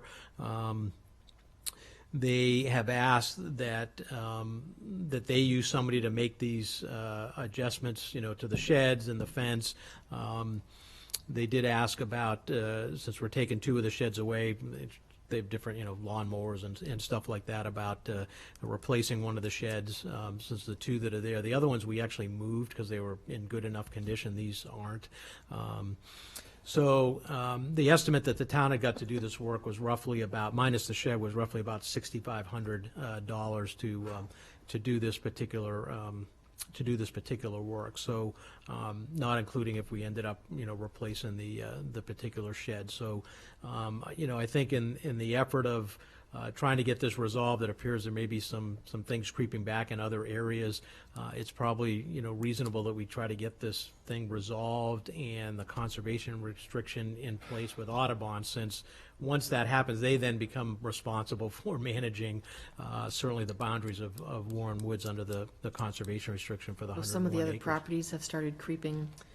Apparently, I've heard that. I don't know the particulars. I don't think it's too serious, but they just have, it just happens to just, I think, go that way, that things, and it could be new ones, I don't know, but obviously we want to make sure we can get the CR in place as quickly as possible. Were the boundaries marked when the survey was done? Yes, of this particular property? Well, yeah. We did a resurvey last fall along that whole portion of Elliott Street, and there were pins put in. So in this particular property, there are, I'm sorry, Prospect. Okay. Yeah, it's Prospect. That's Prospect. That's Prospect, yeah. There were pins put in at this particular property as well as other spots, so we're pretty confident we know exactly where the property line is based on the survey. So the town's going to be spending money to move these encroachers off town property? We have before, and this is the last. This was the last Okay, one. I'm just, okay. I mean, did the town do something wrong in the past that we're now liable for these people's expenses? I'm not sure I understand why we're. No, I think it was an effort of getting them done and avoid, potential legal actions and the cost associated with that, because obviously some of that is in dispute, clearly, and so, again, it's a, and again, I came in, well, long after the purchase happened or whatever, but at least in the ones I've been involved in, the town has, through the Warren Woods Fund, the board has authorized monies to move sheds and do other things to cure some of the encroachments, so. Yeah. I'm just, and I'm kind of, I've been kind of an outsider on this, but, just as a member of the public looking in, these people are encroaching on town land. It's pretty clear that they're encroaching, and instead of just moving their stuff off, the town is actually paying and actually negotiating with them over this, which is. So some of them have claimed adverse possession because many of these encroachments preceded the town's owning of the land. So whether those have merit or not, not for me to say. I'm not an attorney, but it's only like either 15 or 20 years. If you can prove that you've been doing it for 15 or 20 years, there are places that say you then own that land. There's more to it than that. But simple. But to work through all that, and again, whether it's a flip of the coin or whether, we could end up spending significantly more money than that just to try to get them resolved. So I think it's and again, obviously it's the board's decision, but it's to spend a little bit of money now to make sure the town completes what it needs to do to get the CR in place. We have, I'll say, money there that we have not received yet from Audubon because we have not been able to get them to take the CR until all the encroachments have been dealt with. So, there's. And I think that's an important issue that a lot of people either don't know or have forgotten, is that there is a lot of money on the table that was promised to the town by Audubon, but it's contingent on these encroachments being removed. Correct. Yeah, actually a contractual. I mean, we put an RFP out, they bid on it. It's roughly, I think, $150,000 that they're still holding that we don't have. So like I say, the quicker we can resolve this and get the CR in place, then somebody else is gonna be dealing with, doing the boundary walks every year, and if there are any encroachments, it'll be on them to get them resolved and not the town. I think it's also important, Tony, you mentioned kind of collaterally that, that the money that's being spent to remove these encroachments is coming from the mitigation, Yes, not fund from taxpayer Northeastern. money, It's right. not coming from general funds. And this has been frustrating, I think, Sure. from the beginning, this process, and, but it's something I think we, over this period of time, we all agreed is probably the most efficient way to get to Sure. where we wanted to get to, and this is the most egregious encroachment that existed, and the one that's really been a sore thumb, so. Sure. And I have to feel the same way, Rob. I mean, we're doing something, we're going to take care of a matter that wasn't our own problem. But in listening to the possibilities of taking this to court and what the legal fees are going to be, well, you know how legal fees can add up real quick. That's probably the cheaper way of doing it. Probably not, it's morally, okay, I get it. I know where you're coming from, and I feel the same way. Sure. But sometimes you have to take the high road. Okay, thanks. Yeah. So do we need to do anything on this tonight, Well, sir?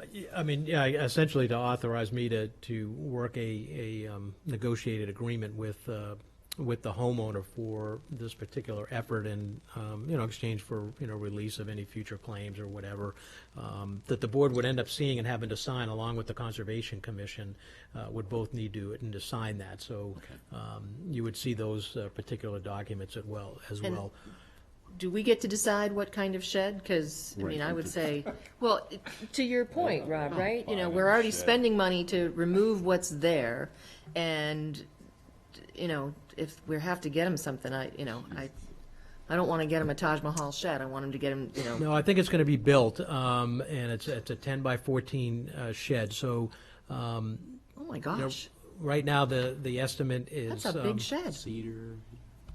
I'm just putting it out there. Cupola, heated. I believe it is. I mean, I'd have to go back and look, but it's either 10 by 12 or 10 by 14. I'm not, but that'll be in the agreement. It may not be that big, but. I hope not. 8 by 10 is a They have typical. some What's nice the ones. dollar amount, Tony? Not to exceed $11,000. I mean, there's some nice sheds over at PJ's Warehouse.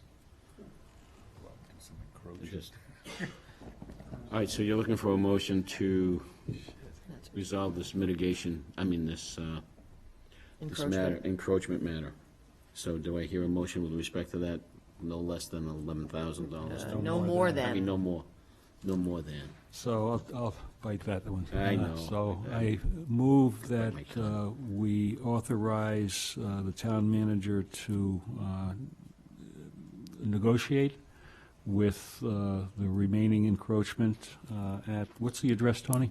177 Prospect. 177 Prospect Street with an amount not to exceed $11,000 and the funds to be coming from the Warren Woods gift account.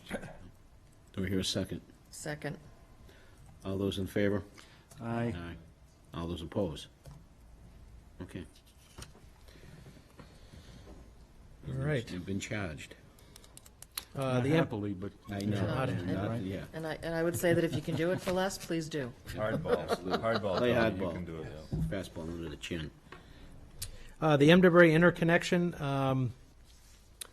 obviously the work there is just, right now, just looking at any of the MEPA requirements related to, should the town decide to vote to actually construct the connection. Dave met with MEPA along with representatives from Southborough at the site of the interconnection there on the line. They've submitted their environmental notification form and to MEPA. So far, they've received comments back from the Water Resource Commission at DCR as well as the Southborough Conservation Commission, mostly related to clarifications. There were no major hurdles identified with that. Once they get all the comments back, they'll incorporate that into their environmental impact review application, and that'll get submitted for another comment period before the final EIR and certificate are issued. So that's going to take several months to run through that particular process. But we're just getting things lined up for for the fact that if we're ready to put an article forth asking for construction, we'll have at least some of the MIPA stuff accomplished through that process. So that's on track at this point. Joe, only because this is related to water, should we do a motion to give Tony approval to extend or move us into stage 1, should it be needed between the 31st of August and our meeting on September 2nd? Oh, yeah, that's level we're gonna have. Well, to. if we do through the It's month. only a couple of days, right? But, Yep. if something No, I happened, hear what you're saying. it's still another month of, right now, we're pretty good at Actually, our we're water good. level, we're haven't a good even gone foot to above stage stage 1, but, if we don't get much rain in August, it could change. Right. We keep getting the storms we're getting, we won't need rain. Correct. Not a problem. Does anybody want to make a motion with respect to that? I move that we give Town Manager Tony Schiavi permission and the ability to move us into stage 1, should it be needed before August 31st in our next meeting. Do I hear a second? Second. Any discussion before we take this vote? Because I don't know if I feel reluctancy here, or is it? No. No, okay. All those in I think favor? we're all just tired. Aye. Aye. Any opposed? Someone said tired? Yeah. Okay, website, I'm sorry. Community impact, compact update, I'm So sorry. the community compact, so we submitted three best practices. I've actually heard from 2 and not the third. But I'll be honest at this point, I'm not too enthusiastic about things just yet. It's too bad. It was, and again, I've only had one conversation with them, so I mean, they're still looking at them, but it was more about, okay, tell us how you want us to help you. So, I thought it'd be a little bit more on their side to provide us, assistance in the areas that we were looking at. One was, coming up with a 3 to 5 year infrastructure plan related to like water and sewer and that sort of thing. The second one was related to the use of technology and citizens engagement, and then the third one was related to safe routes to school. That's the one I have not heard back from. So we'll see how it plays out. We'll have some more conversations with them. I think they're still running through all their requests. What I'm hoping is not happening is because it's opened up for the whole state that there's a small amount of staff working on this, and everybody's got 15 communities or however many, and it kind of gets watered down. But so I'm still hopefully optimistic, but not too excited yet about it, and we'll see, how things play out once they make their final decisions on which ones they're gonna pursue. So they made it sound like ours were pretty well, documented in terms of having at least a shot at getting more attention. So, all right, I think Michael's going to cover quickly the website redesign update and the folks he's been working with. Sure. Thanks, Tony. So yes, our new town-wide Director of Information Technology, Paul Carpenter, and I have been meeting and talking about the website redesign and the website update, and actually looking at a number of different companies that provide those services. Just as a reminder, we had $25,000 set aside in the FY16 budget to perform that work this year. I'm pleased to say I think we can probably do it for less than that. We haven't decided on a company, a specific company, but there's one that has really emerged as kind of the front runner. So I can imagine us working with them or making a decision to work with them within the next couple of months. After that, what would happen is, it would be a 6-month implementation period before we could go live. So, best case scenario, if we are able to get an agreement with this company, if we decide to go with this company and am able to come to an agreement with them within the next couple of months, and then the 6-month implementation date, we'd probably be looking around March or April. As part of that implementation, one of the things Paul and I have been talking about is a way to have some kind of dialogue with just the general citizenry and stakeholders and what they would like to see as part of the website, whether that would be in the form of a committee or maybe a survey.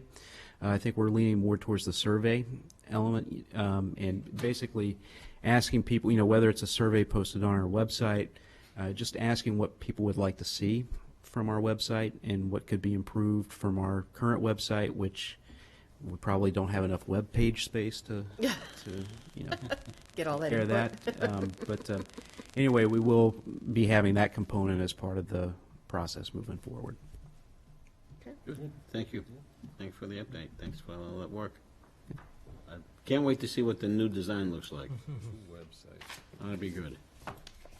Board reports. Okay, before we leave the town, sure. can I ask Tony a question? Or is there an update on the Main Street work? It seems to be, is that, you know, the road work on Main Street? The gas line, you mean? Yeah.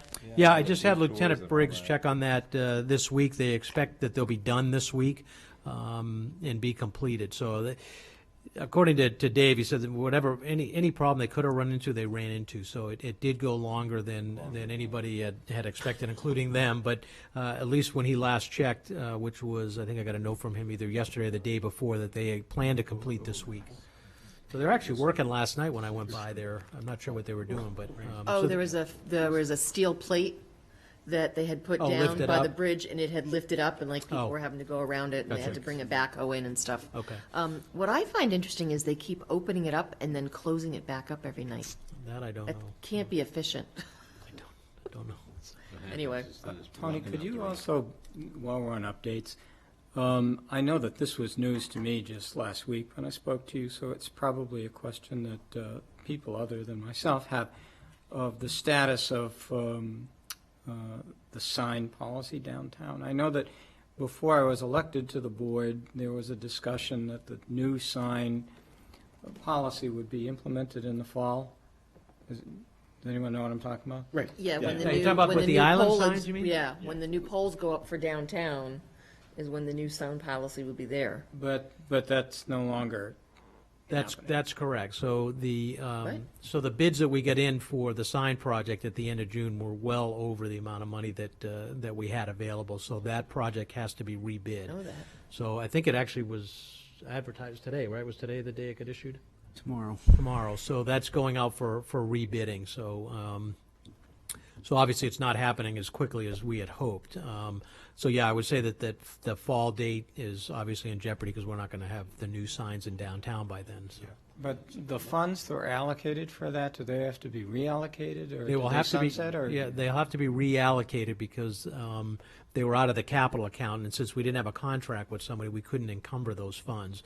And so they'll have to be reallocated essentially. Okay. And as I recall, Carl, the cleaning up of those island signs was, the attempt was to coordinate with the installation and then the removal. So, Right. Right. that- Has everybody got letters saying, explaining that that would be a deadline and that the new signs would be up, so that is news. So, thank you for bringing that up. Yes, bad news. Yeah, bad news, but noticed, thank you for I bringing it up. noticed the new gray one over on 135 by Honeydew was laying on its side. Well, we had some unbelievable winds. Oh, that's true. Yesterday. Yeah. Yeah, we'll have to check, make sure it's not broken. Yeah. Yeah. It just flipped over, but we can get We it. did. We'll pick it back up. I'm not sure what they ended up putting in it for ballast, but I believe it was sand. was it sand? Sand yet. Okay. I believe it was sand. Board reports. Thank you. Well, I would just like to give a kudos to the Ashland Garden Club. We talk a lot about low-hanging fruit sometimes when we talk about things, particularly downtown, but not just downtown. And it's not low-hanging fruit, I'm sure, to the Garden Club because it's a lot of work. But it's something that, on the grand scheme of things, it may be small, but it makes a difference. And the one that I'm referring to specifically is the one near the clock in the bank down here, which I think is just wonderful. And it helps to brighten up downtown, and that's true to all of the places they work. So good job for them, and thank you.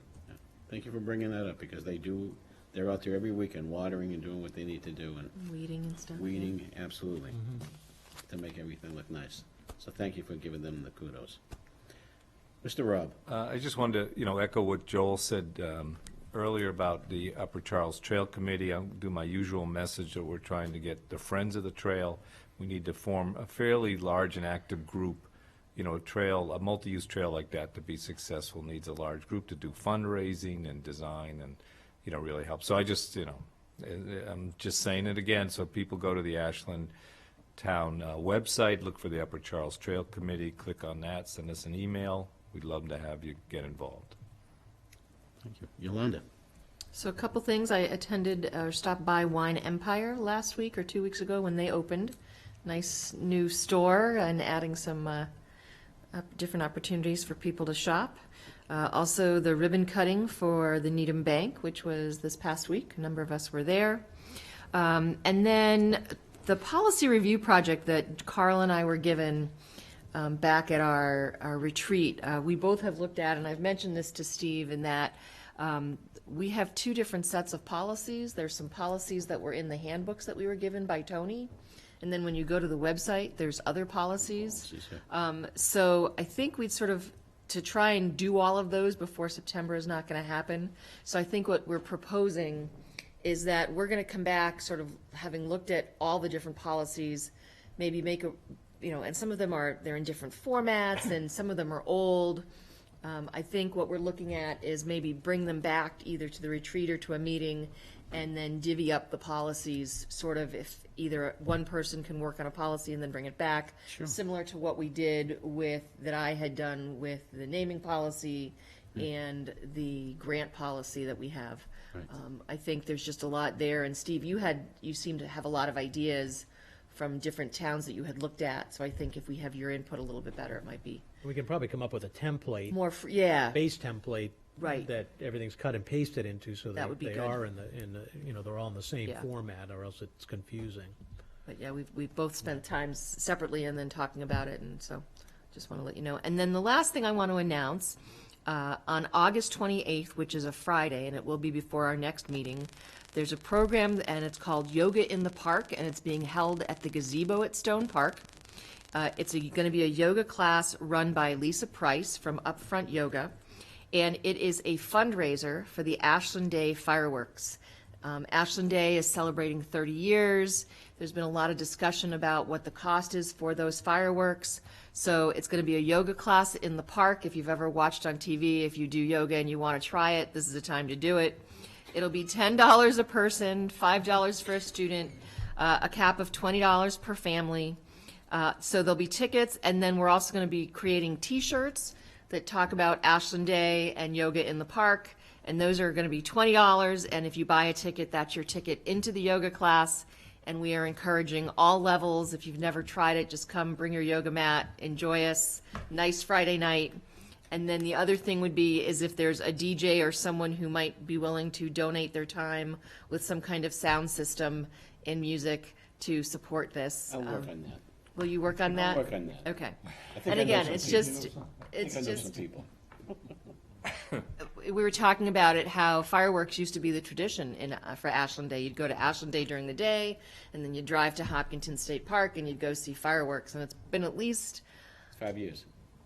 We did it on the 25th. oh, you did it on the 25th, okay. But then before that, it had been probably Just 10. about every other, well, yeah, it was 10 years prior to that. Yeah. We used to do it every year. Right. But the price became prohibitive. Right. So anyway, so this is a fundraiser, and you can get tickets. Should be available starting next week at the Red Dress, which is in downtown Ashland near the library. And that's it. I I'm bringing just you a have yoga one- I mat, just Joe. have- Yeah, I just, it's the price of admission and watching me to get down on the ground and cross my Well, legs would be the thing. I just. Not go there. Well, it would be, though. It would be. It would be. They'd probably make a lot of money.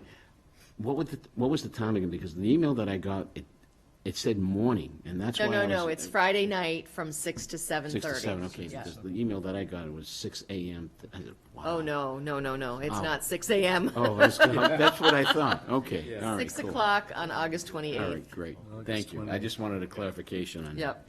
Okay, great. So Steve? that means that you'll be relaxed and yogified prior to our retreat the next day. Exactly. Right? So, and I can verify that Yolanda does yoga because Lisa did a demonstration recently at the farmer's market with a group of her students and customers. So it was good, and as we all know, it's good for the spirit and the soul to do So a did little you yoga. participate? So Did you participate? I did not. I He took took photos. pictures.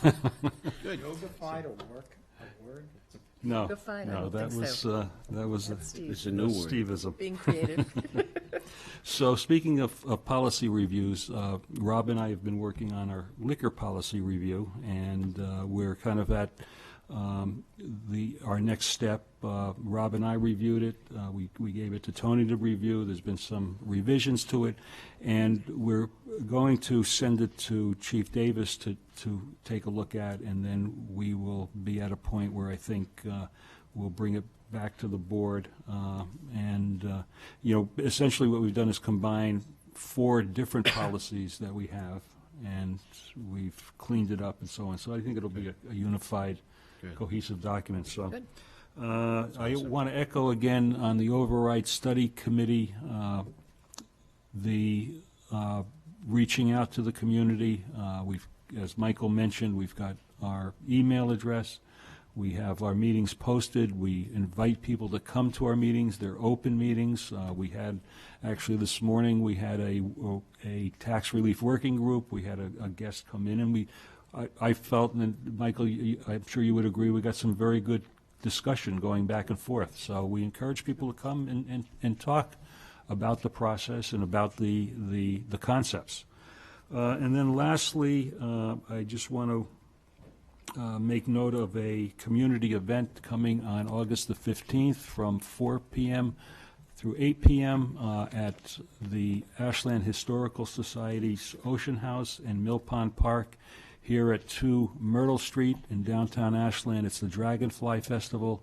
It's being sponsored by Arts Ashland Alliance, and it's also being sponsored by some very good downtown partners, Needham Bank, Stone's Public House, and Ashland Wine and Spirits. And it's family friendly, it's fun, it's free. A host of local performers, dance performers, musical performers, activities for kids. So it'll should be a fun day, for a fun event for the folks in Ashland. So we encourage everybody to come down. What time is that? It's 4 o'clock, 4 p.m. through 8 p.m. Yep. And if you're having a good time, you can stay later.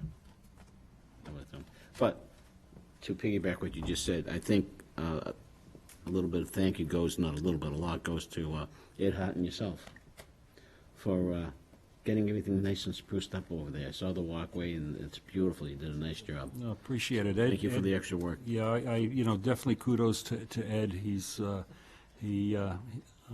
did the heavy lifting, but we got it cleaned up. We're not quite done yet. We're going to put out a call for volunteers to do some cleanup work and some maintenance there to prepare. But certainly thanks to Ed for his work. Well, to the both of you. Just quickly, we got a letter of thank you. I said, Mr. Mignani and the board, thank you so much for my selection and receiving the Town Scholarship Award. It was an honor and a privilege, and I am truly grateful. This means an awful lot to me and to my family. It will surely help me with my tuition at Worcester State University. I am proud to be a resident of Ashland, and I hope one day to come back and give back to this great community. Sincerely, Sophia Alberini. Yeah, that's nice. And that was very nice of her. So she does an awful lot with the community service, so that's, again, thank you. Just quickly, Ashland Summer Concert Series is winding down. We have 3 shows left. August 11th, the show Cause. August 18th, Mason Tyler Trio Band. They're a very good band. They play all different types of music. And 8/25 is the Songs of Childa. It's a Gaelic group, and we've had them every year, and they are phenomenal. So. And then just to top off, the Thursday night's family movie night, the free nights at the Pavilion. They coincide with each week of the summer concerts. So the last week will be August 25th. So come on down, enjoy. It's free popcorn. And Can you tell us what the movies are going to be? those are surprises. Oh. They're supposed to be surprises. That's what I'm told anyway. Okay. But if you'd like that, I mean, at the next meeting, which we'll have on the 17th, I'll be happy to Okay. ask my wife. So what do you- People always ask, Yeah, they what's do. the movie this Thursday? Okay. So, And I think by right, if you go down to the Pavilion, they usually list they it. listed? They're Okay. listed up there, so. well, that's a good thing to let people know that they can Yeah, go to the they can pavilion go to during the that. day to check it out. So, And- I'm No, sorry. go ahead. No, I was just going to ask Anna Mika, our intrepid reporter, are you leaving the Metro West? Friday is your last? Really? Oh, man. We're just getting used to you. You were just getting used to us. I mean. I'd say that would probably be better. Trained. Maybe she's getting sick of us. Does she want to come to the podium and talk to Where us are you about where going? she's going? Come on Yeah, up we here. can't hear her, Come yeah. on up here. This is your loud. This is now it's Swan song. She's a swan song. Now we can roast. I mean, now we can talk. Yeah, Friday's my last day. This is my last selectmen's meeting Oh, ever, I think, because I'm Ever. moving to I'm moving to Maryland. They don't have selectmen's Oh, meetings down there. So we ruined it for selectmen everywhere else. Wow. Council form, right? Yeah, well, I'm moving to Baltimore, so they have all sorts City of government. We got to learn how to say Baltimore. Baltimore, yeah. Yeah. I'll be a business reporter down there. So, Very nice. But since I'm up here, thank you so much. This was my first professional reporting experience. Thank you all for giving me a chance to get into reporting, and I loved it. So I'm going to another reporting gig, and I'm very Good for you. excited. And thank you. Good- Thank you good so luck. much. Good luck, and we wish you the very best. Congratulations and Thank good you. luck. Congratulations. Well, I don't have anything else, so do I hear a motion to adjourn? So moved. All those in favor? We need a Second here. Oh, I'm hearing it. I'm hearing it already, so. Second, aye. Thank you, aye.